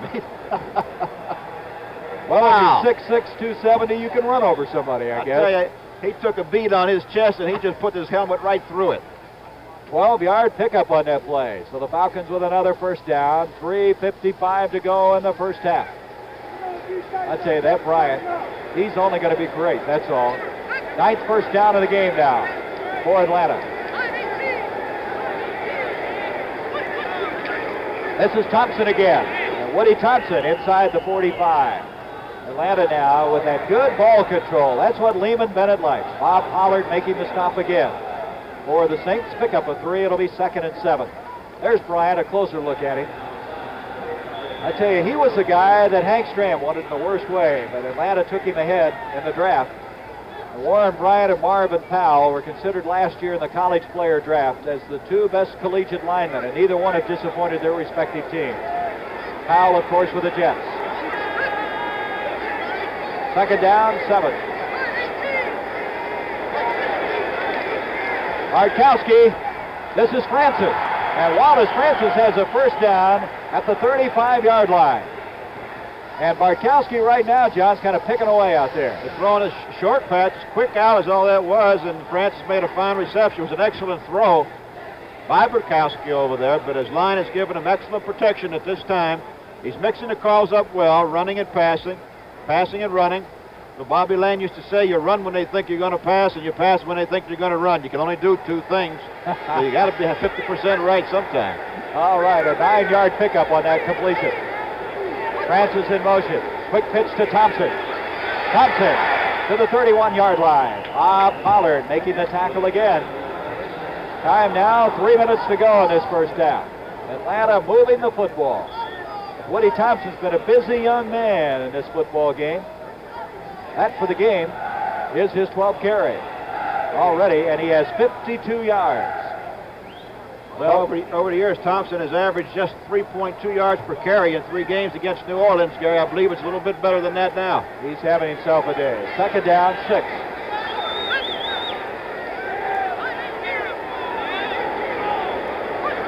A blitz. Bartkowski, a flag on the play. He throws it to Francis. Francis fumbles it. And the New Orleans Saints have it at the 23-yard line. So we had a flag just as the play started. New Orleans coming up with the ball. Jim Merlo is the guy that pounced on the ball. It's going to be offside against New Orleans. That's a tough break for the Saints and a good break for the Falcons as they continue their drive downfield. So instead of possession of the ball, it's a 5-yard step off. Defense, offside, second down. Not indicating the guilty party, but let's see if we can pick it up. There it is. That's Fetterspiel. Fetterspiel coming through on the blitz, was just a little bit anxious, trying to get into Burkowski. First and 10, or second and 2, excuse me. Second and 2 after that 5-yard walk-off. From the 27-yard line. Burkowski to Thompson, and Thompson trying to get the first down, and he's got it on a good second effort. Woody Thompson bounced off of the initial tackler and fell forward. Jim Merlo making the tackle as we approach the 2-minute warning. Dave Scott that time, the left side guard, a second-year man from Kansas, threw a very good block. So now at the 22-yard line, as we're going to have the 2-minute warning here at the Superdome. So the Atlanta Falcons have possession of the football. They have the lead 10-7. The ball at the 22-yard line and a first down. I'm John Kelly, a tire engineer. If you think your tires are almost indestructible, then this may be the most important message about tires that you've ever seen. Watch closely. This car's been running for some time now with one front tire dangerously underinflated. Inside, heat is building up, until finally, a blowout. Now, here's what can happen when tires are overloaded. Another blowout, another emergency stop. Any tire can fail under hazardous road conditions, and if it's badly worn, it can fail to stop on wet pavement. Remember, your tire safety depends on tire wear and load, on where and how you drive, and on carefully checking for proper inflation when tires are cold with an accurate gauge like this one. Because even an expert can't tell by just looking, especially with radial tires. If you don't look after your tires, you're looking for trouble. The ravages of war, Craig Cassidy and Derlin Moore, both injured in this first half of play, and obviously that's going to be the extent of their activity here this afternoon. A lot of injuries for the Saints this year. Only one pair of legs between them now. This reminder, the NFL Today coming up at halftime. We'll be joining Brent, Phyllis, and Irv. They'll be giving us scores and highlights. Understand Phyllis George has a musical piece that features Franco Harris and Rocky Bleier, the Pittsburgh Steelers. First down now, 10 from the 22-yard line. 2 minutes left to go in the first half. Bartkowski back to throw. Francis, and he and Marcellus had some collision at the 2-yard line, and Francis is not getting up very quickly. I tell you, that you could see that coming for about 5 seconds. Marcellus is sitting back there just in fine shape. Ball was thrown. Take a look at Burkowski as he tries to run to his left, throw the football. Watch Marcellus catch Francis right on the chops. Good morning, son. Oh, boy, I tell you, they say it's a game of contact, and that isn't indicative of it right there. That's where you're really vulnerable, aren't you? You're going, your concentration on the football, and all of a sudden somebody wakes you up in a hurry. If something will wake you up, that will. Either that or put you to sleep permanently. I think they put him to sleep. That was a tough shot by Marcellus. Of course, played so well for many years for Hank Stram in Kansas City. He was an all-pro there. In fact, he was 7 years with Kansas City. He's a banker in the off-season. So the momentary delay in the action, well, they take care of Wallace Francis. We're going to have a 2nd and 10 with 1:55 left in this first half. The Falcons with a 10-7 lead, and Francis is up, and that's good news. Wallace Francis out of Arkansas A&M. He was drafted in the 5th round by Buffalo in '75. Hadn't played a lot, mostly on special teams, but then when Lehman Bennett came in, they decided to go with him, and they got rid of John Gilliam. Francis has been doing a fine job for him ever since, and he just received some of the wind knocked out of him. He's all right. He's coming back. He's going to stay in the ball game, I believe. Now they have elected to take him out and replace him. Well, nope, you're wrong. They're going to leave him in. They're going to leave him in. I wish they'd make their mind up. It's confusing me. Well, wait a minute. I think he's going to come out for a play because of the injury. Francis now arguing, well, I'm wrong too. He's going to stay in. We'll just leave that one alone. He said, we've come this far. Let me stay in there and get across that goal line. We have 1 minute and 55 seconds to go. We want to score. Both teams now have their 3 timeouts remaining. The ball at the 22.5-yard line, 2nd and 10. 10-7, the Falcons with the lead. It's been a most unusual first half. Markowski, moments ago, threw a touchdown pass of 9 yards to Jenkins. At the control.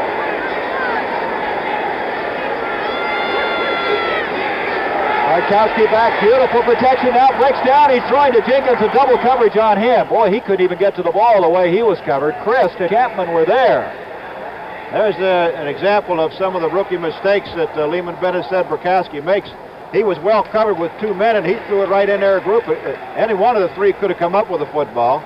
Do not think that was entirely a good choice by Burkowski. Let's look at it from our end zone camera. There's a throw, and look how many people out there. Who could have gotten the football? John, you were talking about this last night. A lot of young quarterbacks sometimes think they can throw that ball places where you can't. They have great belief in their ability instead of using their head, right? Well, that's exactly right. There's a perfect example of it. He got the ball there, but there was 2 men around him. A lot of them will try to throw the ball through an area maybe about 2 or 3 feet wide and have the confidence in their arms, but a lot of times you just can't get it there. You're better off going to someone who is a lot more open than what you're trying to do.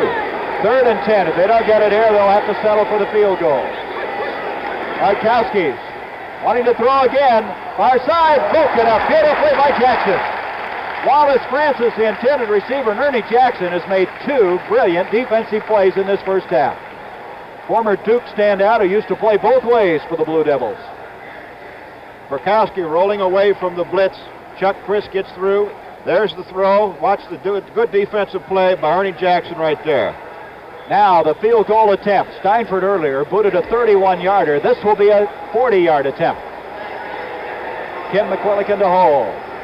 10-7. The Falcons with the lead, and at 1:45 trying to add to that advantage. 40-yard kick. He got it started low, but he got it. That ball didn't get up very quickly, but he had so much on it, it got there.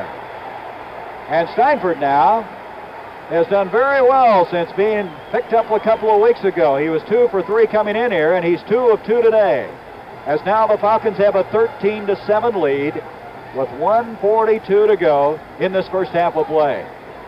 You know, they had horrendous field goal kicking. Prior to Steinford, they were 9 of 22 in the field goal department. Now they're starting to put it together.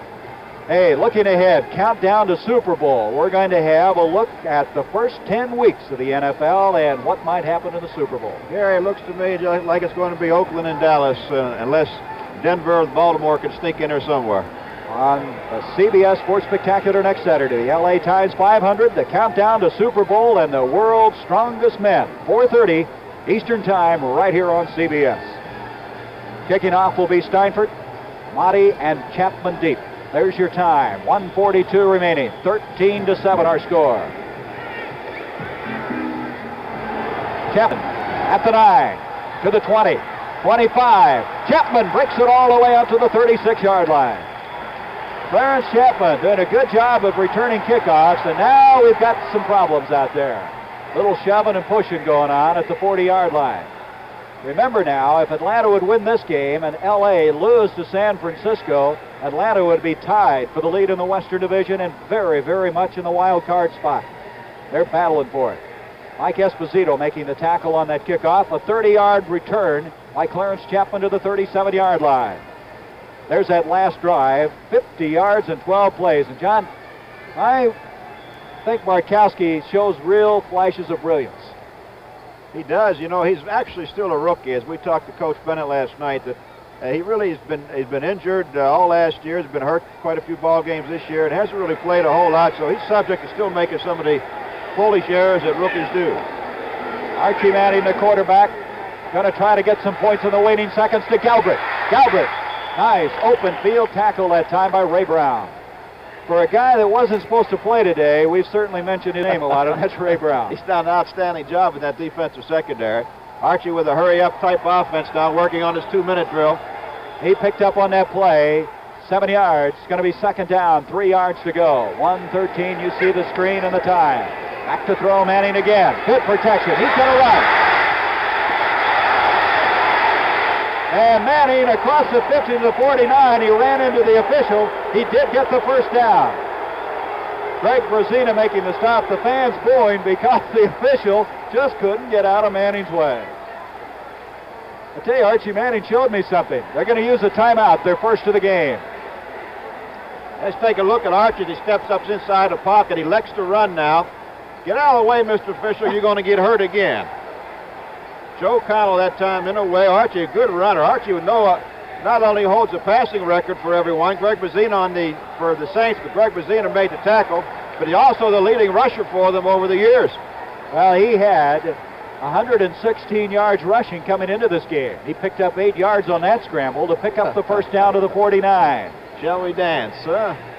So with 56 seconds, John, they've still got a chance to maybe get that field goal back. Well, Zarro hasn't been too good on field goals, only hit 3 out of 10 all season long. I'm sure they'd like to get that touchdown. They have 56 seconds, as we mentioned, and a lot of things can happen in 56 seconds. You know, this guy, Archie Manning, I admire him, John. He's come back from 2 operations on his shoulder. Some people thought he might never play again. Great courage by this young man. And it's a big lift for the offense since Archie's been in there since taking over for Bobby Douglas in the first quarter. They really miss his guidance, and he's a tremendous football player and a tremendous gentleman as well. So the Saints now have a first down at the Atlanta 49-yard line. 56 seconds as you see it. A first down. Herman and Gilliam, the wide receiver. The give to Chuck Muncie. Muncie to the 45. Muncie tried to get out of bounds, and I believe he did, and stopped the clock at the 42-yard line. Ray Brown again making the stop. So Muncie stopped the clock with 50 seconds. I think the Falcons surprised to see him running on that play. It was a good call by Archie and a fine run by Muncie. As you notice that when Muncie coming out are all the time looking for that sideline, trying to get out, knowing he's going to have to stop the clock and maintain 1 timeout. Hopefully they'll get down there close enough before the field goal try. 6-yard pickup by Muncie. Chuck Muncie now, 11 carries, 30 yards. The ball at the 42-yard line. Manning. Gilliam picked off. Picked off by Bias. Rick Bias. Bias may go all the way. Rick Bias, touchdown. Rick Bias with his first interception of the year. A pass intended for John Gilliam. And with only 36 seconds left, the Falcon defense has done it again. Last week they made 2 big plays. As I mentioned, Gary, a lot can happen with 56 seconds left, although we didn't think it would be going that way. A fine play by Bias. Let's take a look at it. As Archie sits in the pocket, there's the throw, plenty of time to throw, and watch Bias come up, time this ball just perfectly, and then it's all over from there on out. An excellent run, picks up a couple good blocks. And by the way, Chuck Muncie was hurt on that play. He's been carried off the field. 74 yards on that play, John. Archie making a desperation dive to try to catch Bias. Point after attempt by Steinfurt. Still 36 seconds left. And Fred Steinfurt makes it 20-7. That return by Bias of 74 yards. And what a complexion change. 20-7 Atlanta on their way to what they hope is their 6th win of the year. They have already surpassed last year's victory output with a win last week. Tonight at 8 o'clock, John, the Celebrity Challenge of the Sexes. 22 television and movie stars are going to take part in this outstanding presentation. And you know something? Farrah Fawcett Majors is going to play tennis against Dick Van Patten. How about our own Phyllis George versus Steve Garvey in the ping pong tournament? Also, Bruce Jenner, the decathlon winner in the Olympics, is going to be skateboarding against Christy McNichol. All that tonight, right here on CBS, the Celebrity Challenge of the Sexes. Well, a lot of things have happened in this first half of play, Mr. Unitas. We've had some things happen. And right now, Atlanta got to be pretty happy with just what happened a moment ago. 20-7 they lead, and it's been the story all year long is their defense. Last week, Ortega picked up a fumble and raced in. Pennywell intercepted a pass and went 20 yards for a touchdown. It's been their opportunistic defense that's really kept them in this title chase. Gary, that's the way it has to be. It's, everybody pulling together for one main thing, and that's to win. When you can get those defensive scores like we've had last week and again here this afternoon, it sure takes a lot of pressure off the offense. Here comes Clarence Chapman again, trying to get wide. No place to go. I tell you, he's been excellent on the kickoffs, and now we've got some problems again. I tell you, these two teams in the Western Division are going after each other. New Orleans, I'm sure, very frustrated by the complete reversal on that 74-yard interception. The ball now at the 28-yard line and still 29 seconds left.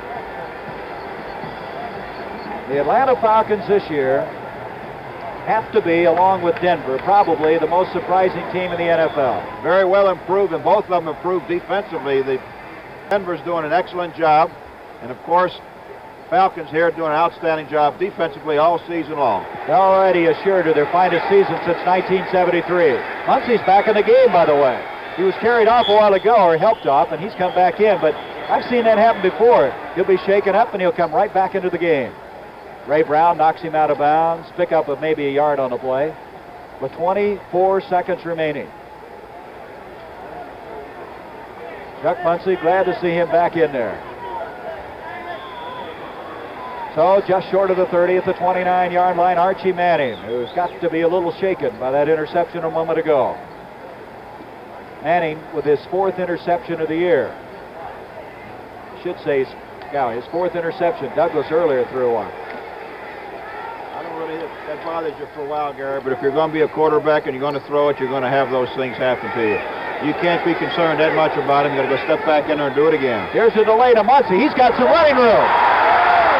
Chuck Muncie all the way to the 41-yard line. And now the Saints are going to call timeout. They're going to stop the clock with 16 seconds. Rick Bias made the stop. John, he can gobble up yardage as quick as any runner in the game. You can't afford to let a man like that turn him loose like that. Some good offensive blocking up front on a little draw play, and Muncie picked it up. The rest of it from there. He could have easily broken a tackle down and gone the distance. He's some kind of runner. 29 yards on that play by Chuck Muncie. Well, you can see why Hank Stram's offense is not far away from being something. Because when you have a guy like Muncie, a player like Galbraith, and you get a healthy Archie Manning, that's the ingredients of some fireworks. So with 16 seconds now, timeout is used. 1 remaining now. New Orleans has used 2 of their 3. Muncie for the day, 13 carries, 61 yards. Galbraith, 7 for 44. There's your timeouts remaining. This game, in this last 2 minutes, we've gone from one end of the field to the other, haven't we? Very quickly. It could happen again. 16 seconds left, the ball now just outside the 41-yard line. The Atlanta defense, which has been excellent, has been tested. But thus far, they haven't been found wanting. They're doing a fine job. They have to remember now that they're going to have to use this timeout in order to get that field goal team in. So he wants to try to get out of bounds if possible here. With 16 seconds, Manning on a play action end around fake to Galbraith. Galbraith to the 40, 35, 30, to the 26-yard line there in field goal range. They're in field goal range now with 7 seconds as Pennywell and Lawrence made the stop. So they go with thunder and lightning. 29 yards by Muncie. They come right back with Tony Galbraith, who went 16 yards. And all of a sudden, it's first down just outside the 25. Let's take a look at it. As we see faking an end around. A little bit of a pass to Lightning. Thunder spoke before. Here comes Thunder out there to block for him. You see Muncie come back up there to try to get a block for Galbraith. Outstanding running and picking and helping each other. Field goal team on. All right, 7 seconds remaining. Zorro thus far 4 of 9. Now he last week had a chance to win a game for him, but then it went into overtime when he missed. And this is going to be a 42-yard attempt. Faked it. Blanchard trying to run it out. Throwing down the field to Childs, broken up. How about that? And that is the end of the first half of play. Has had a fake field goal, and what happened was Blanchard fell down. He's a former quarterback, so he can throw the football. Well, what an interesting finish to our first half of play. That's the end of the first half. With the score, the Atlanta Falcons 20, the New Orleans Saints 7, an entertaining first half.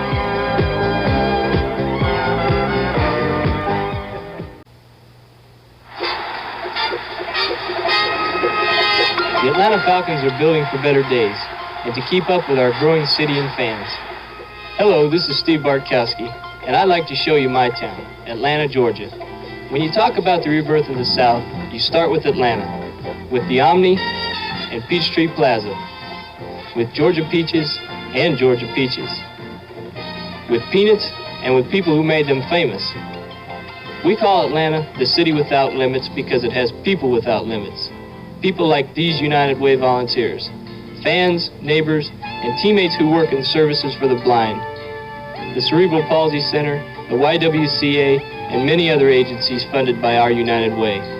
They take pride in the Falcons, our city, and our United Way. Atlanta wouldn't be the same without them. For all our volunteers, we'd like to say thanks to you. It works. For all of us, the United Way. The preceding announcement was brought to you as a public service by the National Football League. 20-7, our halftime score. The Atlanta Falcons hoping to pick up victory number 6 of the year and stay very much in that wild card chase. You look at New Orleans, they got burned late in the first half, the 74-yard interception by Bias. But Manning's got to come right back and continue to throw the football. Well, he will, Gary. Neither one of the quarterbacks have been throwing the football that well. Archie is about 5 for 11, and I believe Burkowski's 5 for 13. Not a whole lot of yardage. One's 35, one's 33. I still believe that they're going to have to come back, throw the football, put it up in the air a little bit more. I believe that the Saints are a little bit outdistanced the Falcons as far as yardage rushing is concerned. But, of course, we got 2 big runs, one from Galbraith and one from Muncie right prior to the halftime. Well, they have 150 yards as opposed to 111 in this first half for Atlanta, but the big interception is 74 yards by Bias. Now, let's look around the league. The Detroit Lions leading Tampa Bay. Nobody wants to lose that first one to Tampa Bay. Chicago over Minnesota 10-7. That is a final. And Peyton 275 yards, a new record for a single game. Cleveland leading the Giants in the fourth quarter 21-7. Cincinnati now putting it on Miami 23-17. And that's a big game in that AFC. Miami a game out behind Baltimore, and Cincinnati right in the middle of that Central Division chase. And New England leading Buffalo 20-7. That is a final now. Patriots winning. Hey, how about this one? Big upset there. Philadelphia 9 and St. Louis nothing in the third quarter. That could be a big win for Philadelphia if they continue. And Denver, Kansas City at halftime. Denver having a tough time with the Chiefs. That historically has been a tough game for the Denver Broncos. This is Zorro. He'll be kicking off for the New Orleans Saints. His team trailing 20-7 as we start the second half of play. And the first half that just had a little bit of everything in it ended with a 74-yard interception by Rick Bias for a touchdown. And then on the last play of the first half, Zorro came in for an apparent field goal attempt. Tom Blanchard tried to fake it, fell down, and tried to scramble out and throw the ball. So if you like entertaining football, we've had it thus far. Carl Farmer is deep for Atlanta. Zorro's got the okay. There's Farmer. A line drive kick. Tough to handle. Tom Moriarty follows it, picks it up. He's going to bring it back out. Tom Moriarty trying to go wide. And he gets back out across the 21-yard line. Boy, he really averted disaster on that play. Looked like he might be backed up deep in his own end of the field, but got out to the 21-yard line. Tom Moriarty, an excellent special teams performer. So here's the statistics in that first half. The Saints in total offense, John, are leading. As you see, at 150 yards to 111 for the Saints.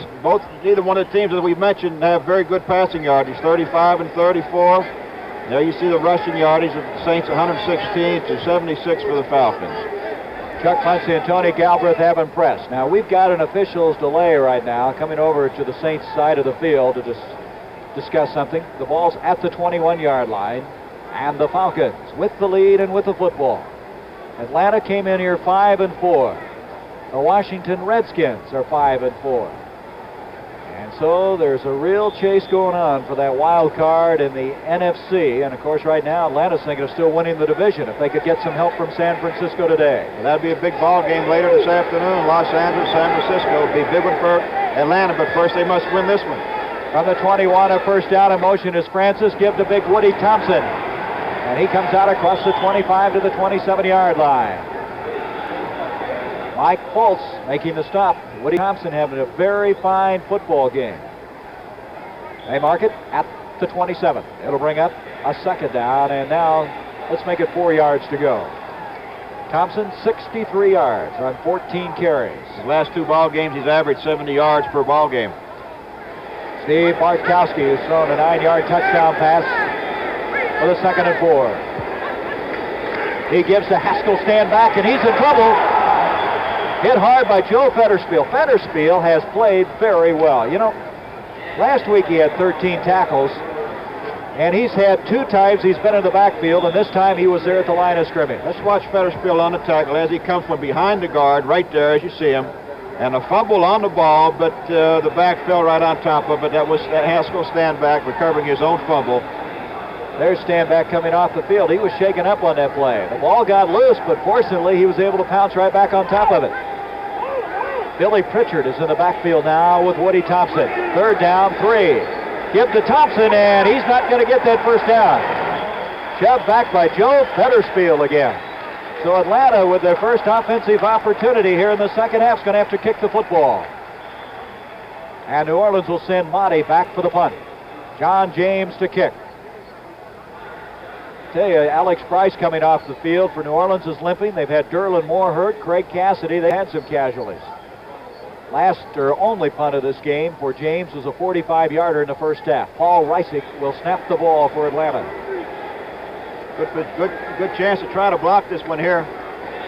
They don't get much pressure put on, though, and James with a picturesque kick. Motti calls for the fair catch at the 30. James and Blanchard are kind of having a duel here today. The number 1 and 2 punters in the NFC, and both of them are kicking the ball very, very well.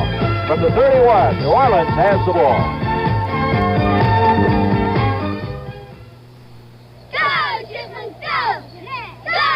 Cold night, Bob. Did you put in the Prestone antifreeze? Prestone. Who needs Prestone? Prestone. You need Prestone. If your antifreeze is worn out or you don't have enough, you could be in trouble. So put in a fresh fill of Prestone, too, to prevent corrosion and freeze-ups. Prestone! We need Prestone! Prestone. You need Prestone. Can I get you something else? Yeah. An ambulance. Americans overeat more than anyone. But what's really getting fat is the cost of health care. Oh, one more piece won't hurt, dear. Blue Cross and Blue Shield plans have programs to hold costs down. But everybody needs to help. Son, when you eat like this, I just love you to death. There is no free lunch. Sooner or later, we all pay for it. All of us helping each other. 12:52 to go. 3rd quarter from the 31-yard line. The Saints have the ball. A 39-yard kick that time by James. Quick pitch to Chuck Muncie. Muncie was 61 yards in the first half. Brings the ball out across the 34 to the 35-yard line. Muncie's over 600 yards rushing for the year. Ray Brown coming up to make the stop. Last year, Muncie rushed for 652 yards. Boy, I can't believe this score. Philadelphia 16, St. Louis nothing. Boy, that's a kick in the pants to St. Louis so far in the 3rd period. They won a big one Monday, and now Chuck Muncie with that 61 yards there, Gary, has become the top running back in the history of the Saints. Ron Jaworski, by the way, threw a 15-yard touchdown pass moments ago in that Eagle-Cardinal game. Here's a give now to Galbraith, and Tony Galbraith trying to get the first down. Is not going to make it. Claude Humphrey made sure of that. Claude Humphrey last year had 18 sacks for Atlanta. Now it's down to 5 this year, but John, the reason is they play the run first now instead of the rush. They don't turn Humphrey loose too often to get to that passer. They want to control that line of scrimmage, and they have done that very, very well all season long. So we come to a 3rd down, 3 yards to go. 11:45 to go, 3rd period. 20-7, Atlanta with the lead. Don Herman, number 87, to the bottom of the screen. Gilliam to the top. Thaxton, the tight end. Manning dumps it off to Muncie. Gets a block from Sanders, but that's all he's going to get because reacting well was Atlanta. That's been their story all year long is pursuit. They go after you. And that time Ortega and Pennywell got over in a hurry. Well, they really bent Muncie back on that play. Ortega, number 55, plays the middle for the Falcons. Not an extremely large man, only about 225 pounds, but he's so quick and plays the run so well, going around blocks, following guards, and also he is an excellent pass defender as he gets back into the secondary. Blanchard kicking. He's averaged 49 yards in this game, and he just continues to kick the air out of it. Here's Lawrence, Rollin Lawrence, inside the 15, giving ground. And Lawrence is going to be tackled at the 13-yard line.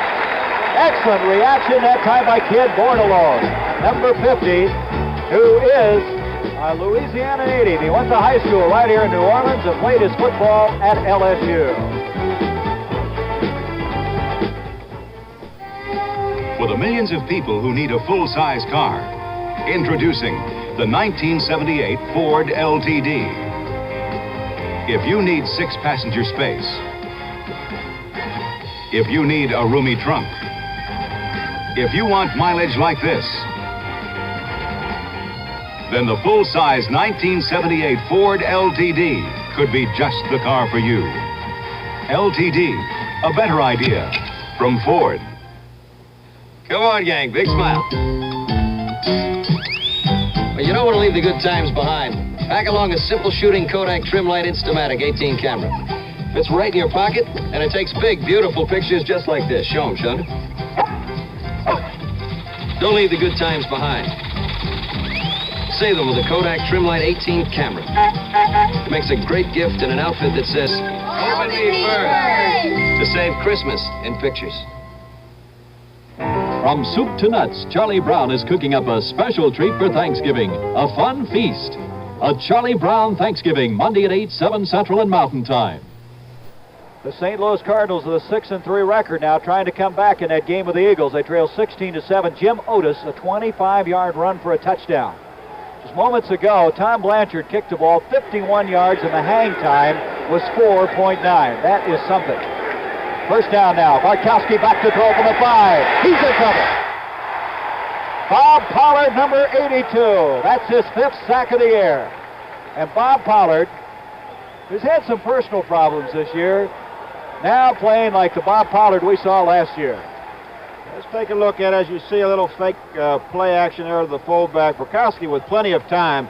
Outstanding performance by the defensive secondary back there, covering the men, allowing Bob Pollard, number 82, to get in on the sack. Bob Pollard very quick. There's the final now. Miami has lost their 3rd game of the year, 23-17. They will play St. Louis on Thanksgiving Day. Second down now, 19 yards to go. Bringing the ball out, big Woody Thompson. They're trying to take it away from him. Thompson out to the 10-yard line. A lot of reaction that time by Chuck Christ, the voice grooms. And now we come to a 3rd down. Still 14 yards to go. A gain of 5. Trying to go wide, and he'll go nowhere. Stand back. Nailed by Tommy Myers, who was that 5th defensive back to come in. You talk about a guy that'll sacrifice his body. Tom Myers will go after it. He's playing with a bad knee. He's knocked himself out, I think, a record time in the NFL. I'll tell you what, as many times as Chuck Christ has blitzed this afternoon, he'll throw his body around there too, Gary.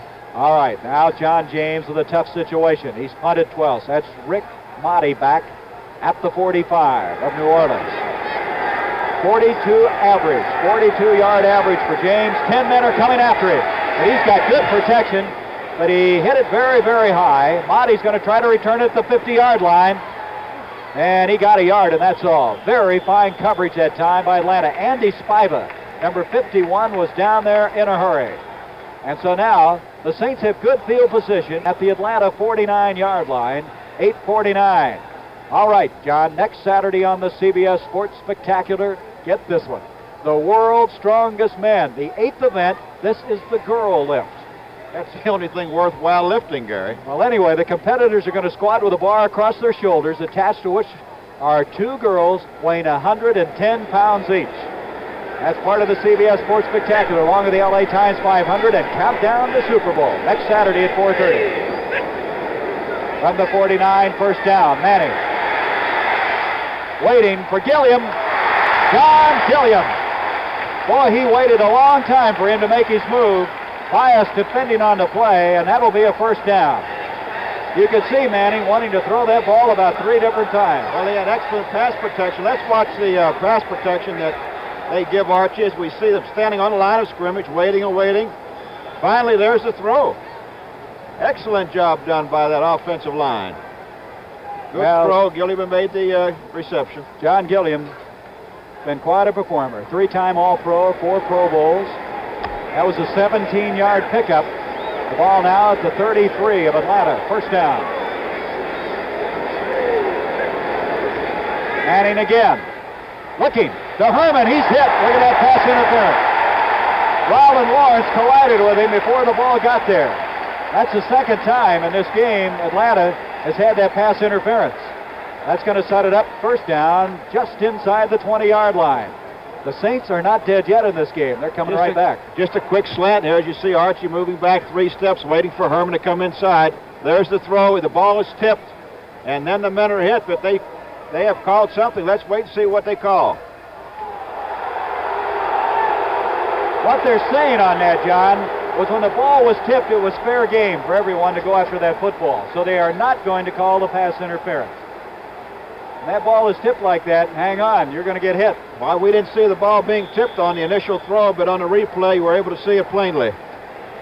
Good call by the officials. So instead, it's going to be 2nd and 10. I tell you what, those replays really show it, don't they? So the ball now still at the 33-yard line. 2nd down, 10. Gilliam, Herman, the wide receiver.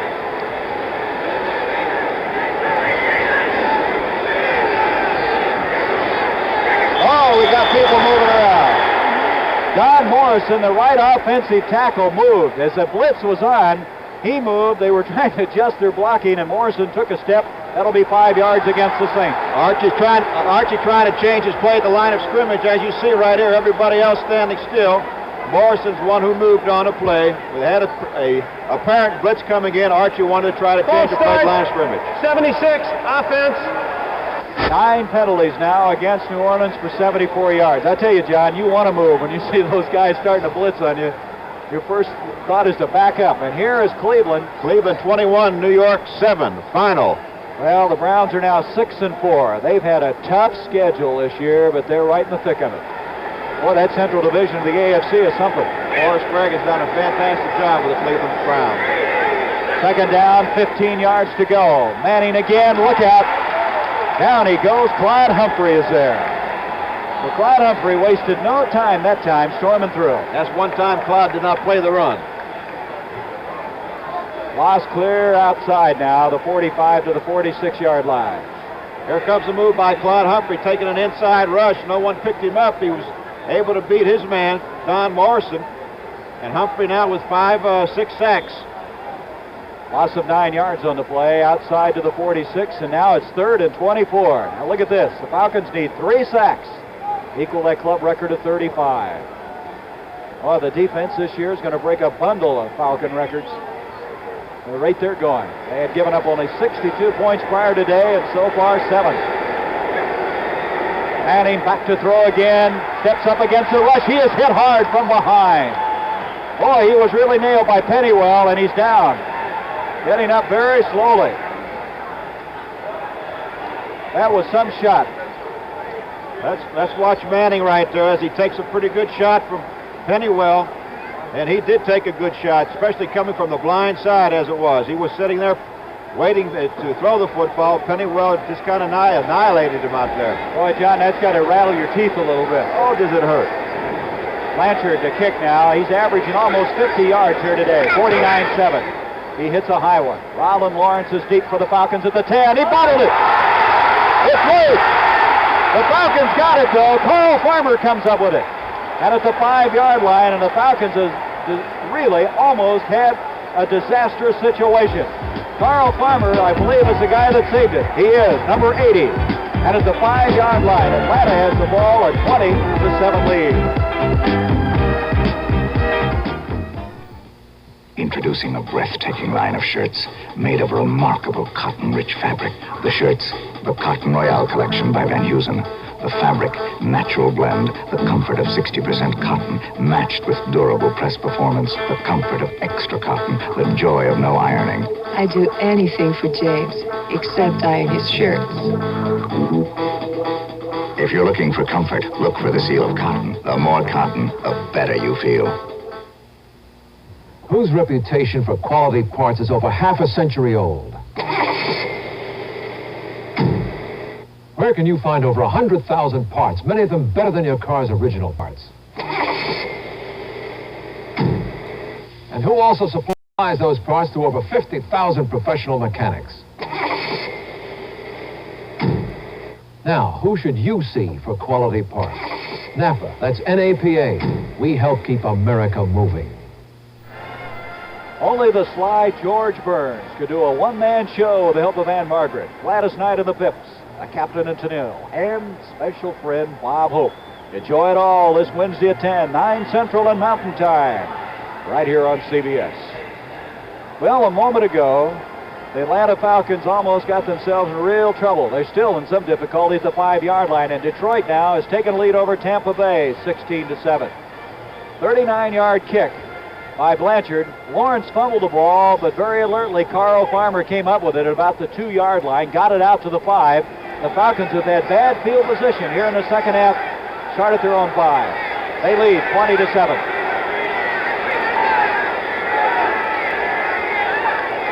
Markowski to Woody Thompson, and Thompson brings it out to the 10-yard line. Woody Thompson, a fine football player. Hey, look at this now, 16-14, a 69-yard touchdown pass from Jim Hart to Mel Gray, and the Cardinals aren't dead yet in that one after trailing 16-0. St. Louis came out of that dream. They still playing Dallas, I guess, in that first period, Gary. Well, they have the longest winning streak in the NFL. They've won 5 in a row, but they're really having some problems today. 4-yard pickup on that last play. It's going to bring up 2nd and 6.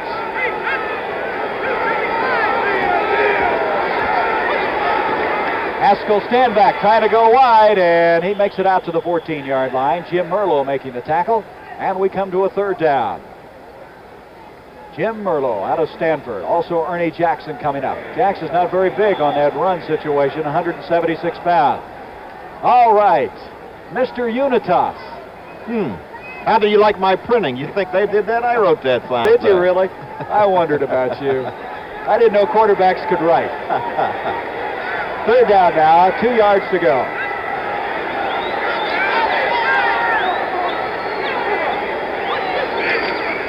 A give now to Thompson, trying to get the first down, and he's got it. Woody Thompson, who's been a bread and butter football player this afternoon. Mike Foltz, Ernie Jackson stop him, and now the Falcons getting a little breathing room after starting from their own 5-yard line. And Woody Thompson's having a day for himself. He's got to be very happy. 77 yards on 18 carries. 7 yards over what he has picked up for the last 2 ball games, Gary. They're going back into their ball control game right now. Doing very well now. People have been able to run against New Orleans this year, and right now Atlanta's trying to do that. 6 minutes to go in the 3rd quarter, and they hammer it out again across the 20 to the 21-yard line. New man in the lineup. That's Esposito, who just checked in, number 26, carrying the first time. He's a second-year man out of Boston College. There he goes. Not very big, about 183 pounds. Mike Foltz making the stop. 2nd down and 5.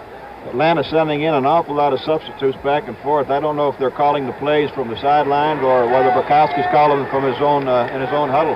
Falcons now have 107 yards rushing for the game.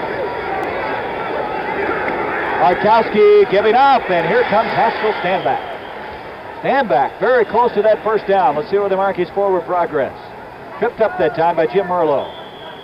They have a man down, getting up slowly now. Dave Scott for the Falcons. He's okay. Boy, he's a big guy. 6'4", 285 pounds. Didn't play a lot last year, but a 3rd-round draft pick in 76.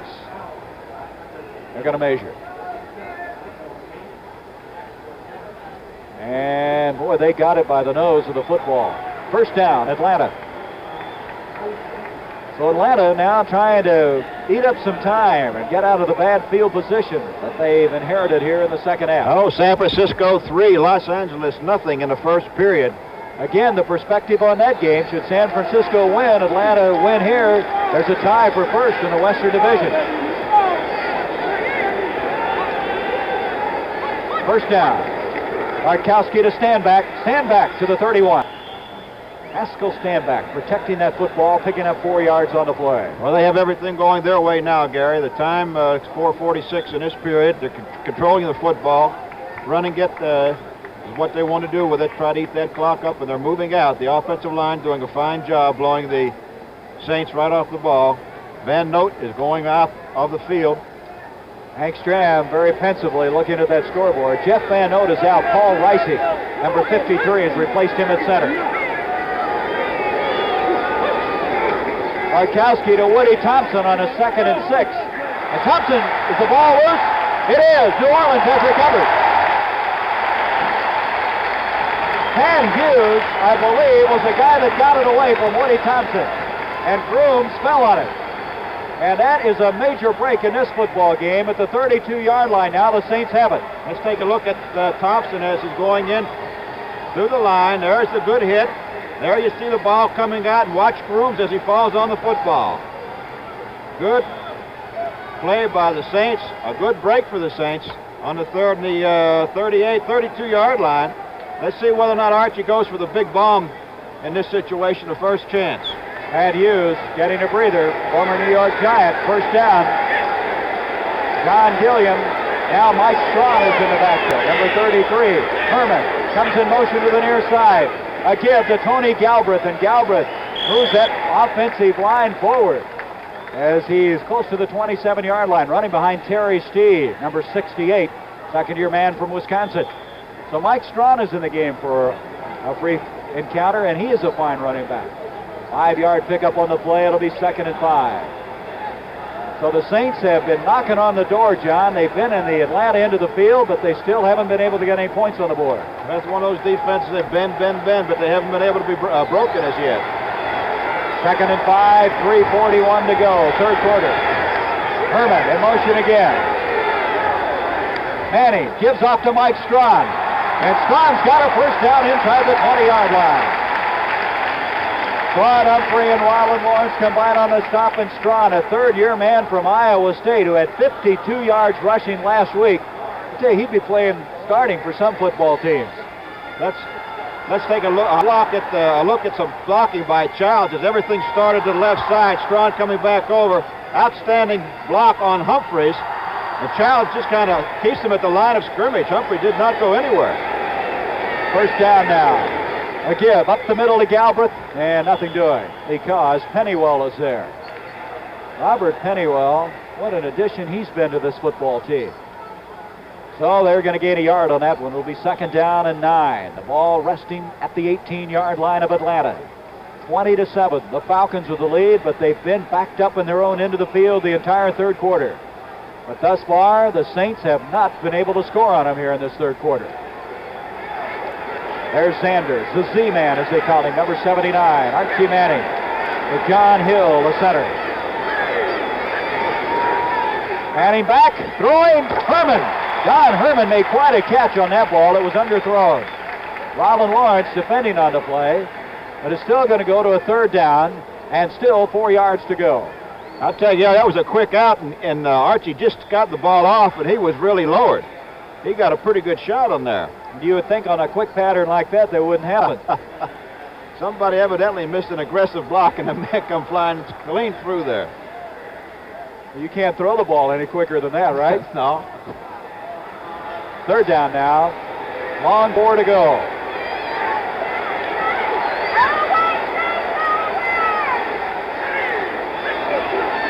Manning, play action fake, rolling. Throwing, Childs, touchdown.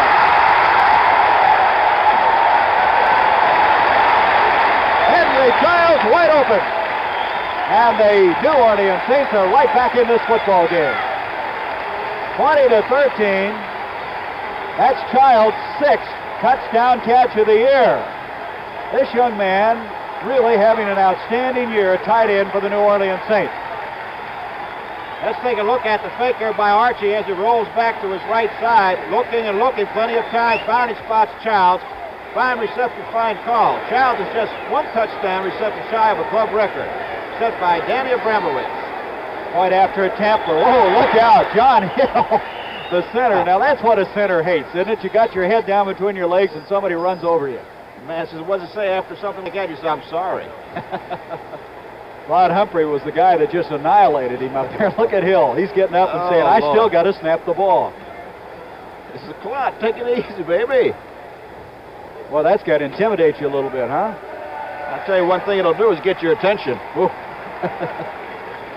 20-13 the score. The New Orleans Saints, a 32-yard drive in 5 plays after that fumble by Woody Thompson. And Archie Manning gets them on the board. Tell you, 8 of the 9 games this year, nobody scored more than a touchdown on Atlanta, so the Saints offense is coming back today. Hill to snap it. The kick by Zarro is on the way, and he got it. And it's a 20-14 game, a brand new football game here at the Superdome. We have 1 minute, 34 seconds left to go in this third quarter of play. Inside this new Firestone radial tire is an improved steel cord with 5 million miles of developmental testing.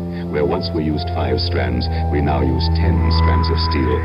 7 around 2, wrapped by 1. A cord construction so important, Firestone named the tire for it. 7, 2, 1. The new seal-belted radial 721. Now, from Firestone. The Quintrix 2-color picture tube from Panasonic brings you a very lifelike picture.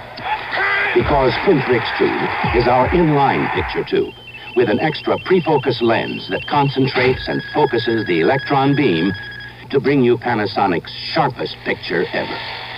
So lifelike, you may even feel you're part of the picture. Quintrix 2, one more reason Panasonic is just slightly ahead of our time. Archie Manning just tossed a 13-yard touchdown pass. John, take a look at it. And there's a look at what Archie Manning does best, throwing on the run. A fine throw and a fine catch by Childs. John, I think it points out you got to respect a guy who can run as well as Manning, and that's what happened on that play.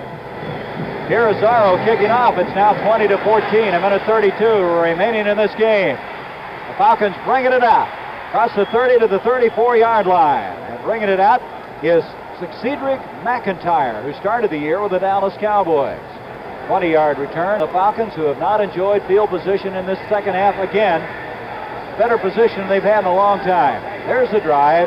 A fumble by Woody Thompson converted into a 32-yard drive for the touchdown. That's the old saying, Garrett. Turnovers will kill you. Interceptions and fumbles. And that's what the New Orleans Saints took advantage of. A fumble recovery to go in for the touchdown. At the 34-yard line, first down, Atlanta. Bartkowski giving off to Stanback. Here he comes. Across the 40, he's got a first down to the midfield. Tried to fumble the ball, but I believe it's been blown dead. Ball blown dead at the 50-yard line. Jim Marsalis making the stop after a 15-yard carry, and now we have a man shaken up. That is Stanback, who's hurting at the 45-yard line. Boy, he took a pretty good shot when he went down. We have another man down at the 35-yard line for Atlanta. 2 men on that play for the Falcons shaken up. It's Dave Scott. There he is. Big guy, second-year man. Boy, look at Stanback. He's in pain. That would be a blow to Atlanta. Let's look and see what happened on the play. There's a good handoff to Stanback. He picked the hole very, very well. Van Note on an extremely good block. Let's see as he goes down what happens to him. Hard to tell from here. Jim Marsalis, Chuck Crisp, both in on the tackle. That's a hard floor down there, Gary. Maybe just knocked the wind out or bruised an elbow or something. Well, both of them, Stanback and Scott, come out of the ball game.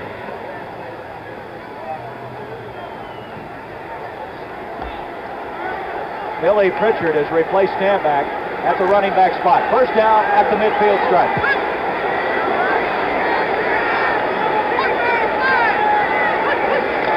Bartkowski giving off to Woody Thompson, and Thompson runs into a lot of attention at the 47-yard line. Alex Price, number 75, who's playing a little bit gimpy himself with a leg injury. We've had some injuries in this game. Earlier, Derlin Moore, Craig Cassidy were taken out. 2 guys thrown out of the game, Joe Campbell and Jim Mitchell. They're going to be using their entire roster before this one's over. Yeah, they also tell me that this artificial turf will prevent knee injuries, but ever since it's come in, I think I've seen more knee injuries than before. Second down now, 7 yards to go. Esposito and Pritchard the running back. This is Esposito. The little guy hammers forward to the 42-yard line. And it's again Alex Price making the stop for the Saints. So we come to a third down and 2 yards to go. Esposito only carried the ball 20 times coming into this game. Hasn't played an awful lot, but a hard-nosed performer. That's the end of the third quarter with the score here from the Superdome. The Atlanta Falcons 20, the New Orleans Saints 14. We now pause for a word from your local station. Join Gladys Knight and the Pips, Jerry Lee Lewis, Bette Midler, and many more stars on the Rolling Stone special, Friday night on CBS.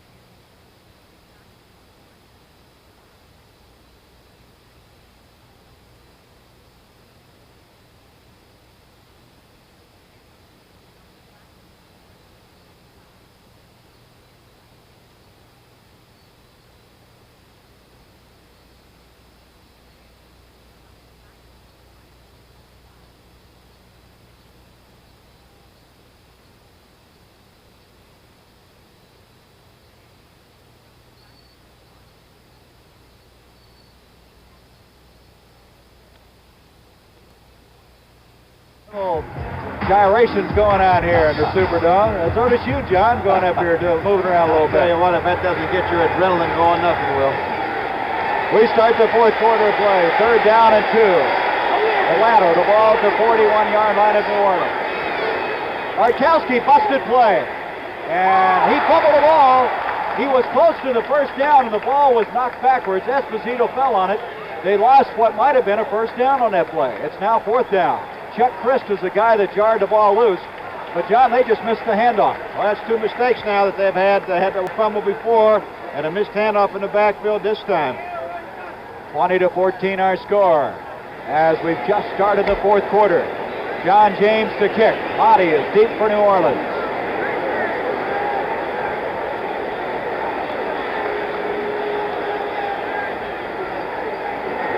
Big rush put on.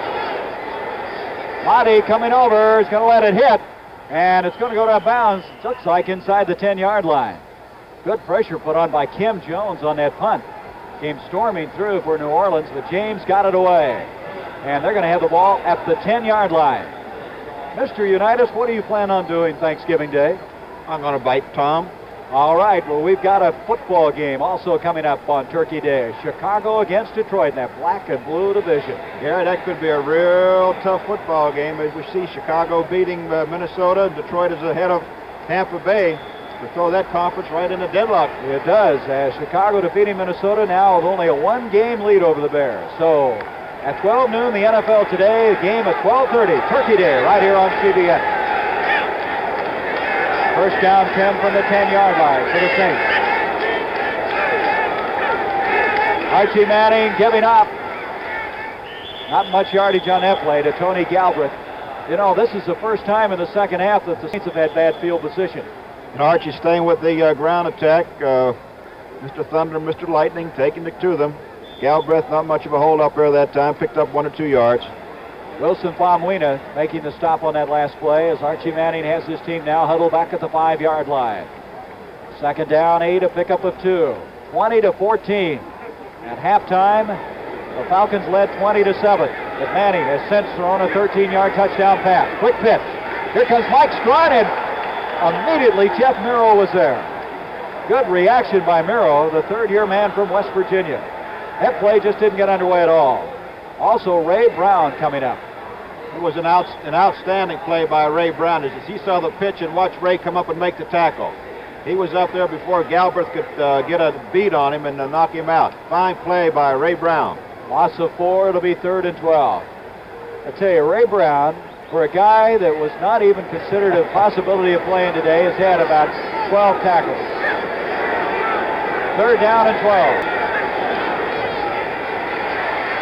Manning going deep for Gilliam.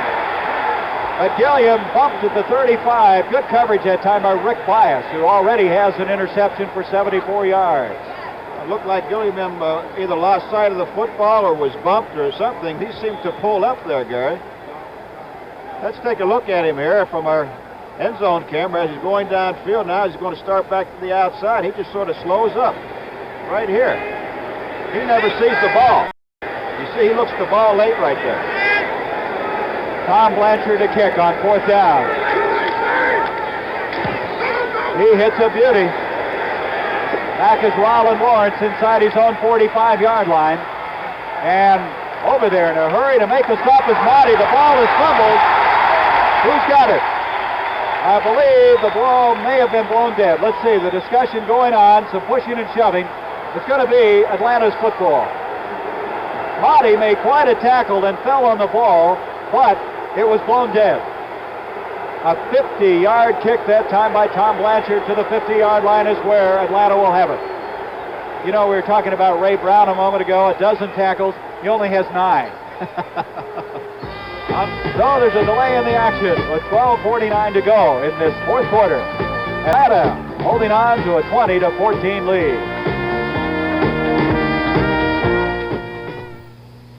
Well, in towels, I think there's a good selection of color. We're at a Sears store to find out why Sears is where America shops. Sears paints are excellent paints. They cover very easily. They cover very quickly. I shop at Sears for my draperies for my apartment. I have an apartment that has very unusual size windows, and you can find any size and color selection that you want at Sears. I like the candy. Sears, where America shops.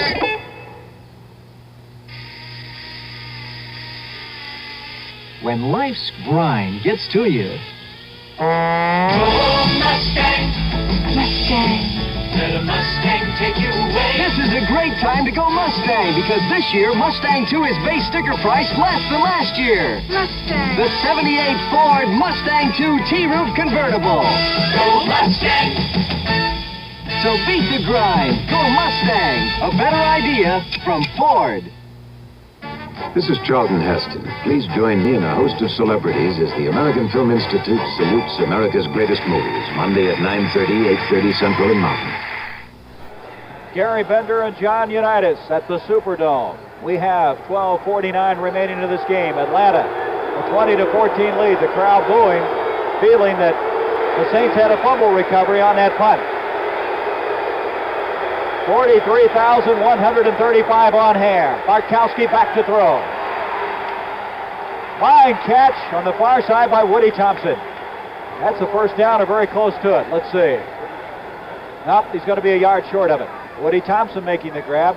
John, now there was a case of Bartkowski looking the coverage off pretty well. That's something you're talking about. He was looking for this deep man downfield. There was no one actually open except Thompson over there. Going to his alternate receiver, did an outstanding job, Gary. That's the first pass this half by Bartkowski in Atlanta. He's batting 1,000 so far. Gain of 9.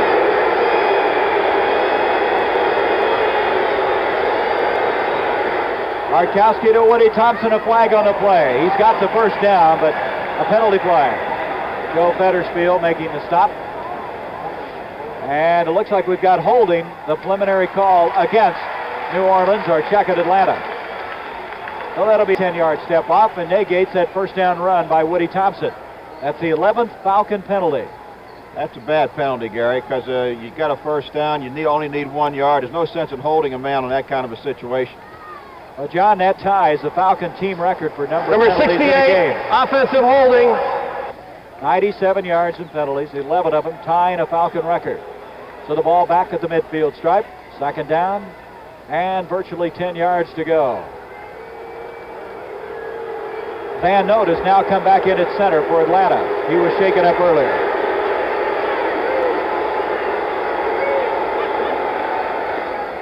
Haskell Stanback is back in, and here he goes to the 45-yard line. Stanback bruised the knee earlier, but he's come back in. Bob Pollard making the stop.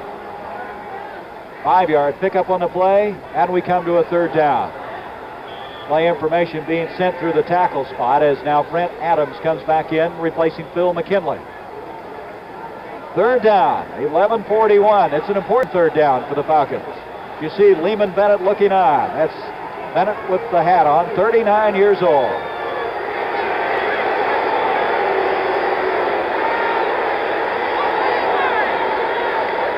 Markowski on 3rd and 5. Got protection. Stanback can't come up with it. He was at the first down marker when the ball was there, but he could not come up with it. It's 4th down. Pat Hughes, number 54, defending on the play. Ball was a little bit low for Stanback, but he had a chance of picking it up. So now John James will kick again, and Motti will go back for the Saints.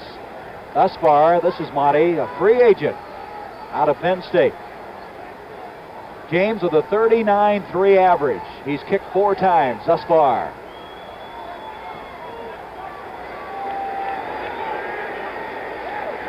Big rush, a high snap.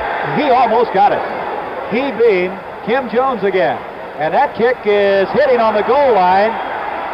And Atlanta's going to down it at about the 3. Now let's wait a minute. The official on the far side indicating for a moment it might have made it into the end zone, and I think it did. They're going to rule the ball hit on the goal line. They're going to bring it out to 20. The official on the far side indicating it hit just inside on the fly. And so New Orleans will have the football at the 20-yard line. A 45-yard kick by this young man, John James of the Atlanta Falcons.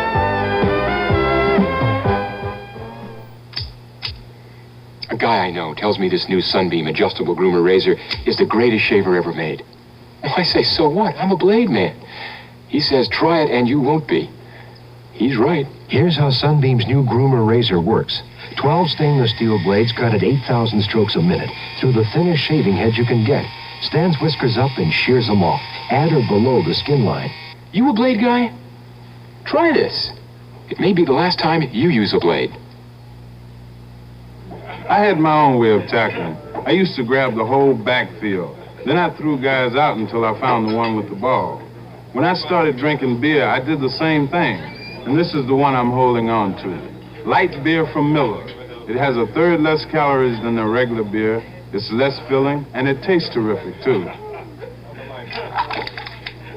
I also love the easy opening can. Light beer from Miller. Everything you always wanted in a beer, and less. Here's the situation. It's 20-14. Atlanta with the lead. The Saints with the football 80 yards away. 11 minutes and 9 seconds, a lot of time. And there's the statistics on Archie Manning. He has Muncie and Galbraith as his running back. This crowd is worked up here at the Superdome. A pass to Muncie. Muncie picking up maybe 4 yards on the play. Boy, just give it to number 42 and things start to happen. Rosina and Bias over there to run him out of bounds. Didn't really fool anyone on that play. Just had a fake to Galbraith coming up the middle and just dropped it out there to Muncie. Muncie did the rest of it. Atlanta again, John, is showing me the very good pursuit. They get out there on the flanks in a hurry. They play their keys well. They do pursue very well, which is a good thing with most defensive teams do. They read those keys and they pursue and they gang tackle, Gary. 11:03 now, 2nd and 6.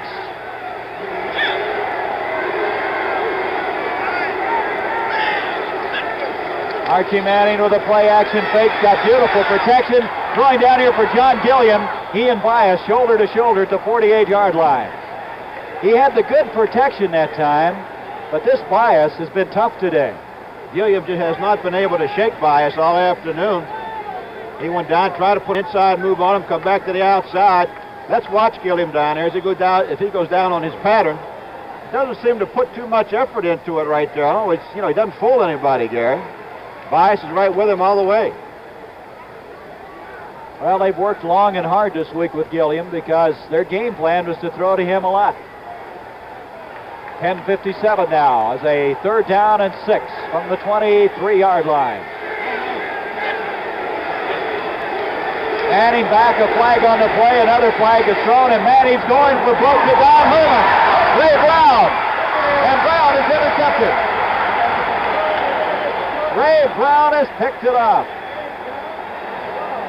I'll tell you, that's his second interception of the day. He has 4 interceptions for the year.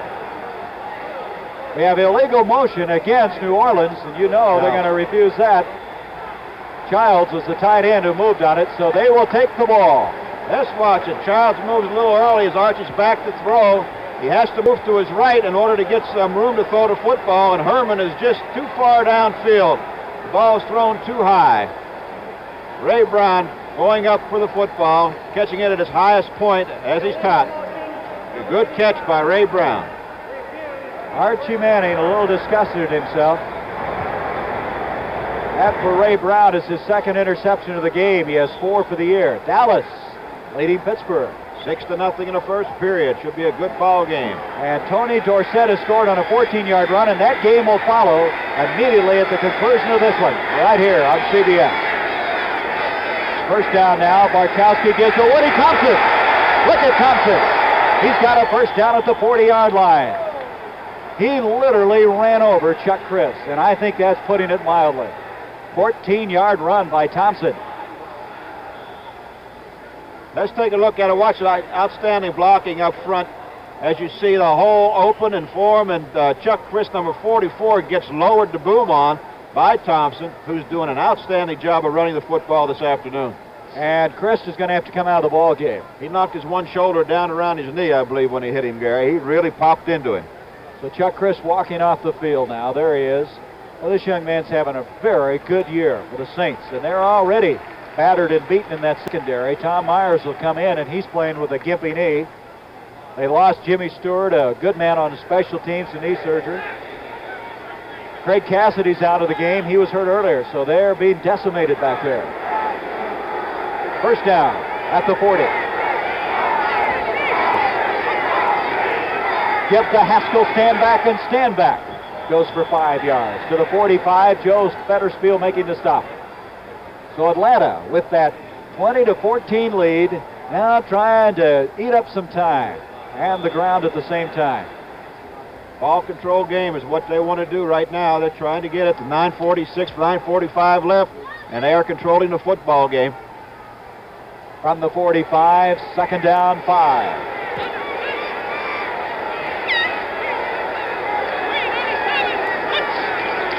Woody Thompson again. Look at that move.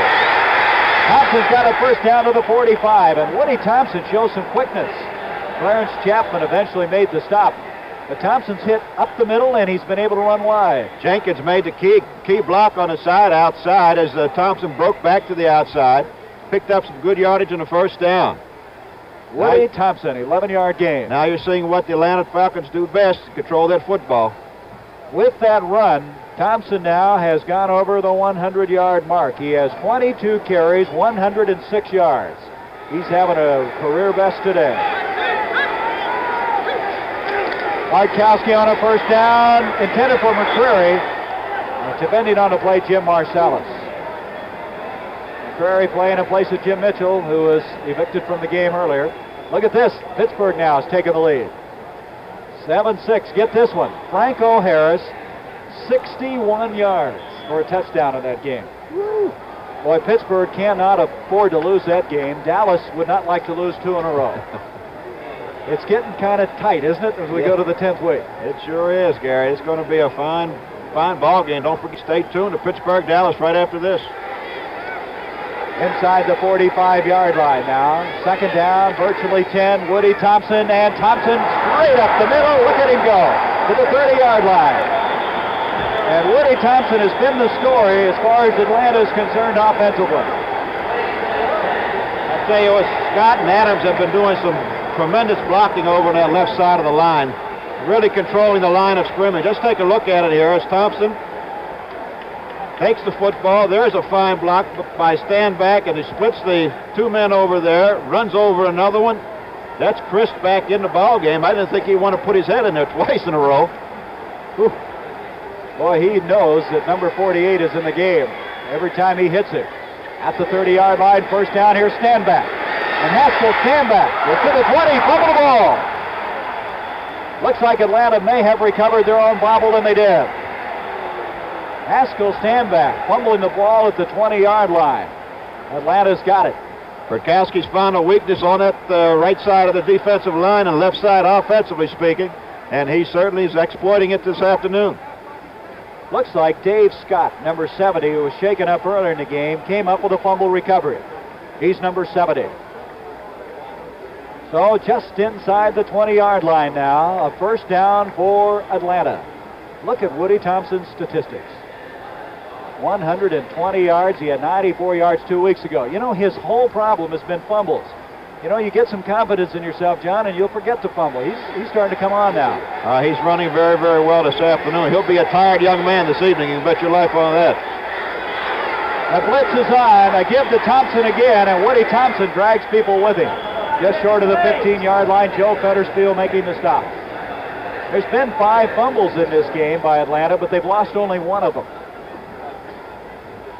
So now at the 16-yard line, the second down, 6 yards to go. I don't know how many tackles Chuck Christ has made, but when your safeties have to make the tackles all day long, you know that your defensive line is not doing the job up front.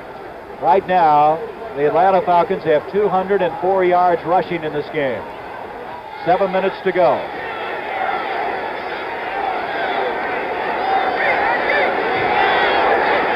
Markowski giving off to stand back.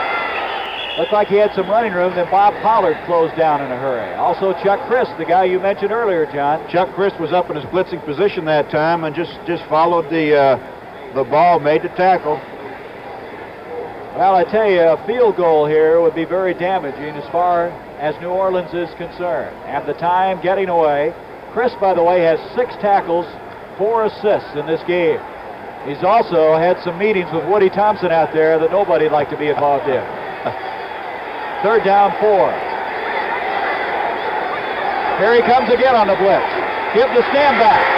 Stand back, very close to that first down. Did he get it? Ernie Jackson came up to hit him in the vicinity of the 10-yard line.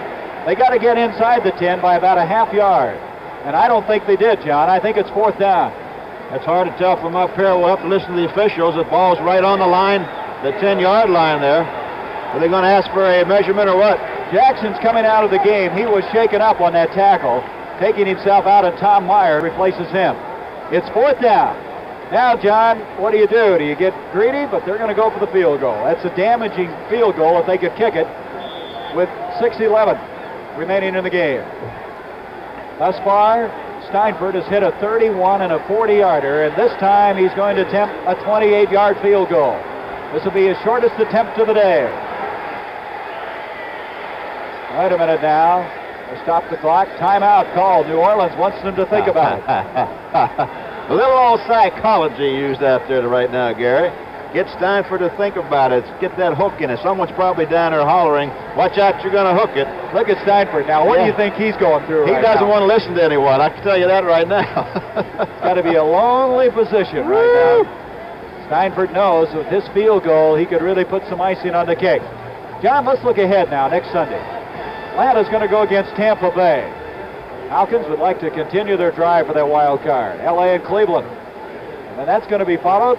We're going to have a game you and I are going to be doing. Well, yeah, Philadelphia and New England, and you and I will be up in Green Bay with the Minnesota Vikings, where they try to take on the Green Bay Packers. They lost one today. It'll be a big ball game for them. Right, boy, in the NFC Eastern Division, Dallas and Washington, you know that'll be a good one. Always a tough football game. New Orleans, of course, versus San Francisco next Sunday.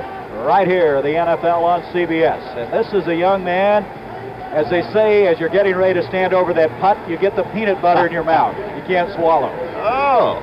He's got a tough one. He's down there dancing around. Looks like he thinks this one's an easy one.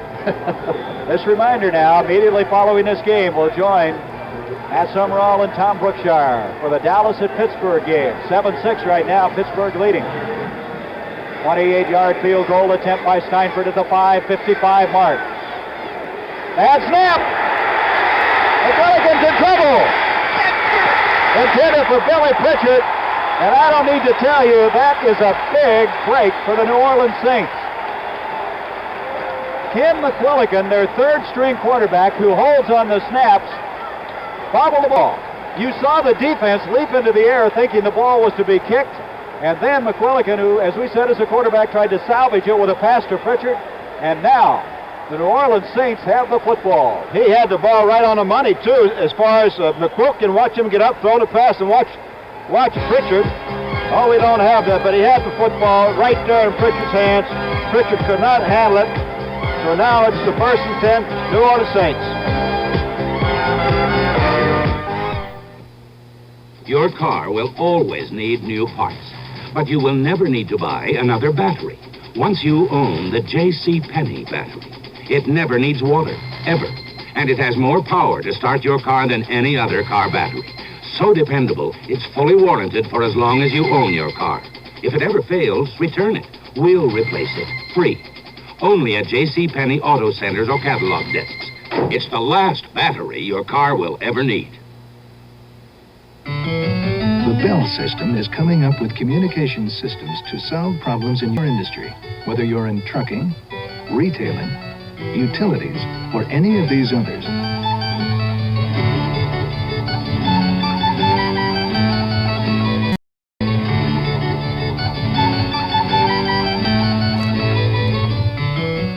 If you haven't talked systems with your problem-solving Bell account rep, your company's missing something.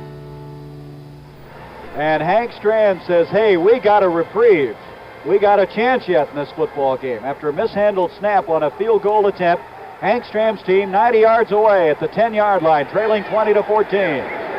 Let's see what they do. As Archie Manning's got his chance to pull this one out. Manning going to throw on 1st down, spread it out. Throws, and it's complete. Excellent play to Tony Galbraith. Boy, he laid that one in there, John. I tell you that the linebacker, Pennywell, was right on his man, and he threw that ball right into Galbraith. Pennywell right on the ball. There's nothing he could do to stop that one, Gary. Fine reception, just drove him out of bounds. Take a look at it right here as we take a look at the coverage of fake to Muncie. There comes the throw. Watch, Pennywell's right on him. Outstanding. Well, you know, Hank Stram told us last night, John, that Galbraith just has great hands, and there was a very good example of it. He either had to catch that or pull it out of his belly, one of the two, because Archie rifled it in there. Pick up a 5, 2nd and 5, Herman and Oshie. Manning back to throw, he dumps it off, complete to Galbraith, but nothing doing this time. They lost a yard. Jeff Yates, out of Boston College, a former Buffalo Bill, was over there. So it comes to a 3rd down, 6 yards to go. Good pursuit by Yates as he saw Muncie going out there. Yates just came back behind the line of scrimmage and made the tackle. Outstanding play. So Archie Manning now has a tough call coming up. 3rd down, a long 5 to go. In the second half, he threw a 13-yard touchdown pass. The Saints scored on a 1-yard run by Muncie. They have been in this one. They battled from behind. 3rd and 5, Manning back. Watch the time, he's going to run it. He's got the 1st down. Out to the 35. He's still on his feet all the way across the 40. Archie Manning to the 42-yard line. I think he's been shaken up on the play. Manning may be hurt. It looks like that ankle that he's had so much trouble with, he is down, and that's too bad. 27-yard scramble by Archie Manning, and the Saints are still alive with 4:39 remaining in the game. Well, Archie Manning means an awful lot to this football team. Let's take a look at the play as we see it from our end zone camera. Pretty good pressure not much pressure by the Atlanta Falcons, but they all drop back into coverage. Archie seeing it's open, going for the 1st down, and then some. Some good running by Archie Manning. He runs right into his own man right there. James Thaxton, I believe it is. And then bounces back to the outside. Well, he's coming out of the game. Bobby Douglas, number 10, coming on. Well, he will not get a happy reception, but you know, he's in a difficult situation there replacing Archie. Let's see what he does, Gary. Archie Manning on a 3rd and 5, scrambled 27 yards. The ball now at the 41-yard line. The clock running just inside 4.5 minutes to go. 20-14, Atlanta with the lead. Douglas gives to Galbraith, and Galbraith across the 45 to the 47-yard line. Boy, he is quick. Pennywell making the stop again for the Atlanta Falcons. Look again now at Archie Manning. That's the ankle that's kept him out of the lineup for the last 4 weeks. Boy, you hate to see that, John. Oh, he's a great competitor. Archie's been banged up for the last couple of years. He was looking forward to this year with great enthusiasm. Just too bad that he's had these little crippling injuries that bothered him. Pick up a 5. 2nd and 5. Bobby Douglas gives off to Galbraith again. Very little on that play, maybe a yard. Jeff Yates has just checked in here, putting a fresh man in that forward wall, made the stop.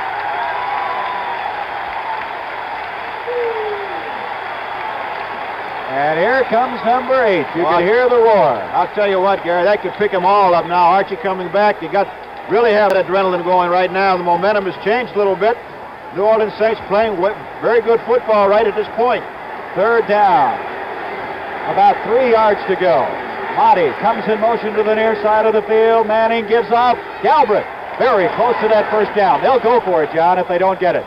Well, you have 3 minutes and 5 seconds to go. It would be you don't always have to go for it in this kind of situation, but who knows what Hank's going to do. Well, they're going to measure. And I'm not going to even guess, but it looks like, I won't say it. I'll let you guess. You quarterbacks always have better eyes. I believe he's a little bit short. Okay, we'll see. If he is, it'll be a 4th down and inches. Let's look. And you called it. Mr. Unitas, you called it. I can only be half wrong, right? All right, here we go. St. Louis, by the way, has taken a 21-16 lead over Philadelphia after trailing 16-0 in that game. Boy, what a comeback by the Cardinals. We have some exciting football. What do you call here, Gary? What do you call in this kind of a situation? A 1st down. 9 out of 10 times it has to be a quarterback sneak, because all you got to do is fall forward. Here we go. He might throw a touchdown pass. Archie Manning giving off to Muncie. Muncie to the 35. Muncie to the 30. Muncie to the 25. And this crowd is going crazy here in the Superdome. Greg Brazina made the stop. On a matter of inches, they get a long 1st down to the 25-yard line, a 25-yard run. Let's take a look at it. Outstanding blocking up front by the Saints offensive wall. As Muncie breaks the tackle, Ray Brown almost had him there. He broke the tackle. As you see Muncie going down the side and looking for some more room to run in. Great call. Brazina 50 and Roland Lars 22 in on a tackle. 91 yards for Muncie. That, by the way, is the 16th 1st down for New Orleans. To date, the Falcons have given up an average of about 13 a game. So the Saints offense has been effective. There's timeout, and there's our score. Introducing the Ford in your future, the new Ford Fairmont. A new car designed for today and the years ahead. Fairmont's mileage ratings are the same as a little VW Rapid when both are equipped with automatic transmission. And this Fairmont, as shown, is actually sticker price less than this Rapid. Yet Fairmont has 90% of the head, leg, and shoulder room of most large cars. Fairmont, roomy but with mileage like a small car, and the lowest sticker price in its class. Test drive Fairmont, the newest, better idea from Ford. This is the IBM Correcting Selectric Typewriter. Uh-oh. The typewriter that also erases. As slow motion shows, it literally lifts mistakes off the page with the touch of a key. There's no opaquing, no hand erasing, no repositioning the paper. All of which makes it a little easier than ever to be perfect. Thank you, sir.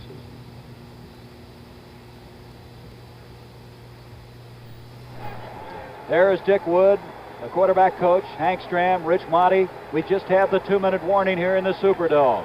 Excitement. 25-yard line. The Saints have the football. After on a 4th down and inches, Chuck Muncie went 25 yards off the right-hand side.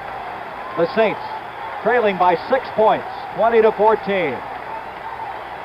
They have been victory starved, and now they're going to try to win one here. It's going to be tough against this Atlanta defense.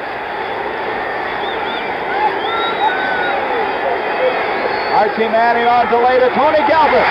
Galbraith to 20, 15 to the 12. 1st down. Ralph Ortega, Greg Brazina make the stop, and Galbraith and Muncie.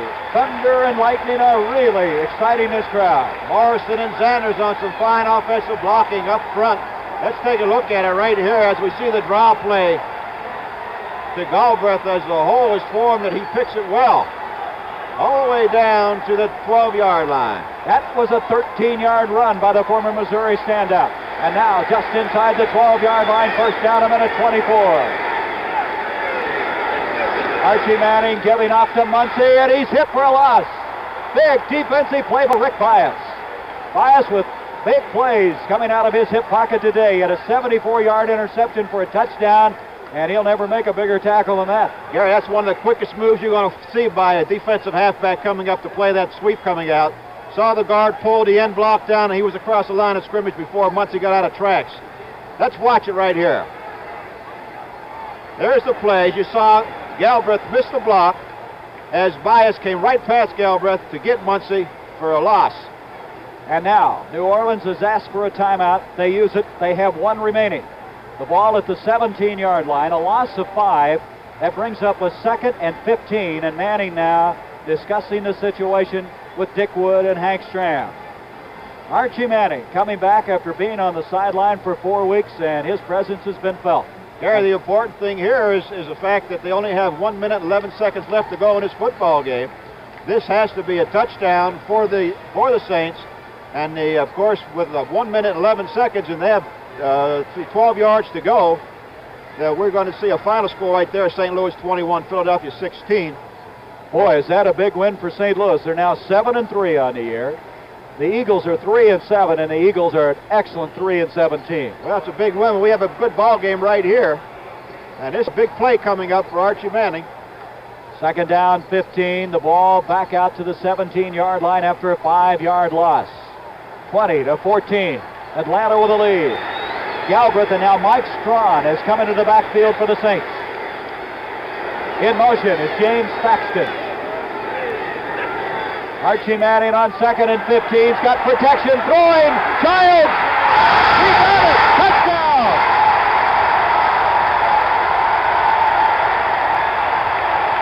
Henry Childs. That's his 7th touchdown catch of the year. And Hank Stram is up and jumping on Archie Manning. What a play. Let's take a look at it here as Archie goes back. Childs has beaten Bias. Archie just kind of lofts the ball up in the air. Watch the reception. In for the touchdown. He beat Childs, beat Rick Bias. Henry Childs, 85. Boy, are they happy. That's a 90-yard drive. They started from their own 10-yard line. 20-20 the score, minute 5. An important point after. Blanchard to hold, Zorro to attempt it. The kick by Zorro. He got it. There's a flag on the play. It's against Atlanta, so it'll count. And New Orleans has taken a 1-point lead. 21-20.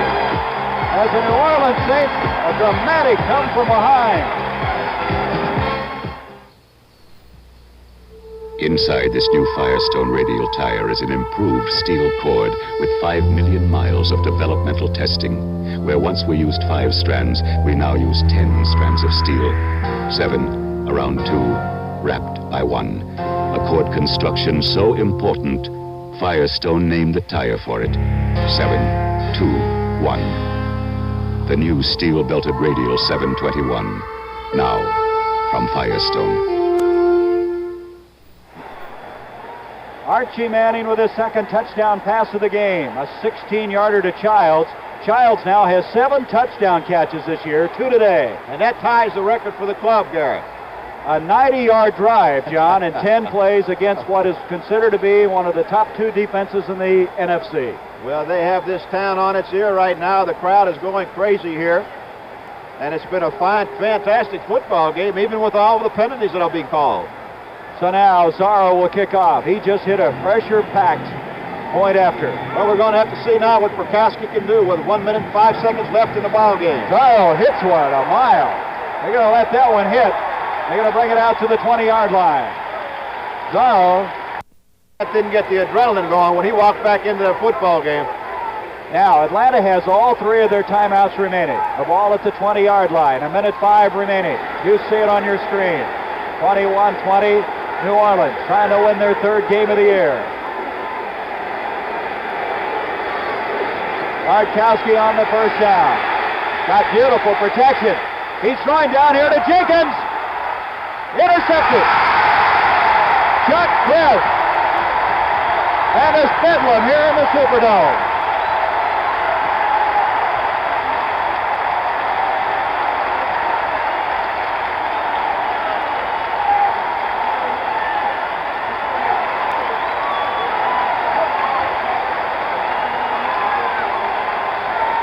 Chuck Chris with his 3rd interception of the year, and John, he has just been outstanding all day long. Yes, the ball was underthrown by Bartkowski, which is, and I kind of, don't know whether question at all. Question whether to go for that long bomb the first time, Gary, rather than working the ball down there. But Bartkowski certainly has the arm. Well, this time he was just underthrown. Alfred Jenkins, 84, who had the speed, had him beat out there as we see Chuck Chris coming up with a big play. Well, they are excited here in the Superdome. 55 seconds left. The ball at the 26-yard line is Hank Stram's team, who has defeated Chicago, Los Angeles, and now trying to defeat Atlanta. 3 very good football teams. Archie Manning, what a job he's done. He gives off to Galbraith, and Galbraith fires ahead. Atlanta now is going to use a timeout. They have 2 remaining, 52 seconds left. The Atlanta defense had held all of its opponents under 100 yards per game passing, Gary. I don't know how many we have right now, but it has to be over 100. Well, they've given up 206 yards on the ground and 71 in the air. Well, they still held them under 100, but it seemed like they should have had more than that. All right, our producer, Howard Reifsnyder. Directed by Bob Dumpy. Thank you, gentlemen. Excellent job. Associate producer, Steve Wegman. As we've had a most entertaining football game here, better than 43,000 on hand. Atlanta, who had a chance at the end of this day to possibly be tied for first place in the Western Division, now in danger of dropping back to the 500 mark at 5-5. 52 seconds left. 2nd down and 8. Give to Galbraith again, and he protects the football to the 31, and Atlanta calls another timeout. They have 1 remaining with 48 seconds. And it's 3rd down. Coming up next will be Dallas and Pittsburgh, and now Dallas has taken the lead after trailing 7-6. Big game of the NFL. And we'll be going there immediately following this one. Lots of big games. St. Louis defeating Philadelphia. A game that will keep that Eastern Division up for grabs, and you know Dallas is aware of the fact that the Cardinals have won today. Miami lost to Cincinnati this afternoon, and Baltimore was winning against Jets, so that'll put them another game up on top. Well, we have 4 weeks remaining, and there's a lot of things to be decided. 3rd down, 5. The Falcons have 1 timeout remaining. Manning up to Muncie. Muncie's got the first down. Chuck Muncie runs for the first down, and that'll about do it as Ray Brown came up to make the stop. Atlanta uses their last timeout now with 35 seconds left in the game. And Chuck Muncie, been outstanding, picks up a big first down. Let's take a watch at us. Archie just hands off to Muncie. They're just trying to run the clock out here. Some excellent blocking down here by Galbraith on bias enables Muncie to get outside and pick up the first down. John Chuck Muncie has 93 yards on 17 carries. Galbraith 79 yards. So thunder and lightning has been a very effective 1-2 punch for Hank Stram's team. What a big win this will be for New Orleans. And there's a final. Baltimore, after starting slowly, put it together. Baltimore 33, New York Jets 12. I don't think there was any ever doubt in that ball game. 19 first downs in this game for New Orleans. And as we said, Atlanta had been allowing just under 13 a game. So the Saints offense that's been dormant has been revived today. Manning goes down. Atlanta has no timeouts remaining. Now they probably will have to stop it, though, delay a game, because with 31 seconds, they may have one more play to run off. But look at Hank Stram. Is he happy? You bet. Hank Stram's team going to win their 3rd game of the year. a come-from-behind win. They trailed 20-7 at halftime, only to see Archie Manning throw 2 touchdown passes in the second half. They're just going to let the clock wind down. This game is over, and the crowd counts it up. The New Orleans Saints, with a 21-20 upset of the Atlanta Falcons, move their record to 3-7 for the year. The Atlanta Falcons now drop back to 500 for the year at 5-5. Don't forget now, immediately following our conclusion of this game, we'll be going to the Dallas-Pittsburgh game. Tom Brookshire at Summerall will be bringing you all the action in that big game. As St. Louis has already won today, Dallas must keep pace in that one against Pittsburgh. And John, I think today is indicative of how tough this league is at Western Division. They're close, aren't they?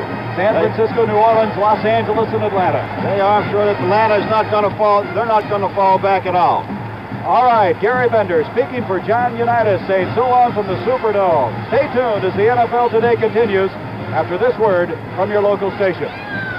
Farrah Fawcett Majors, Gabe Kaplan, David Cassidy, and many more stars compete in sports events on Celebrity Challenge of the Sexes. Tonight at 8, 7 Central and Mountain on CBS.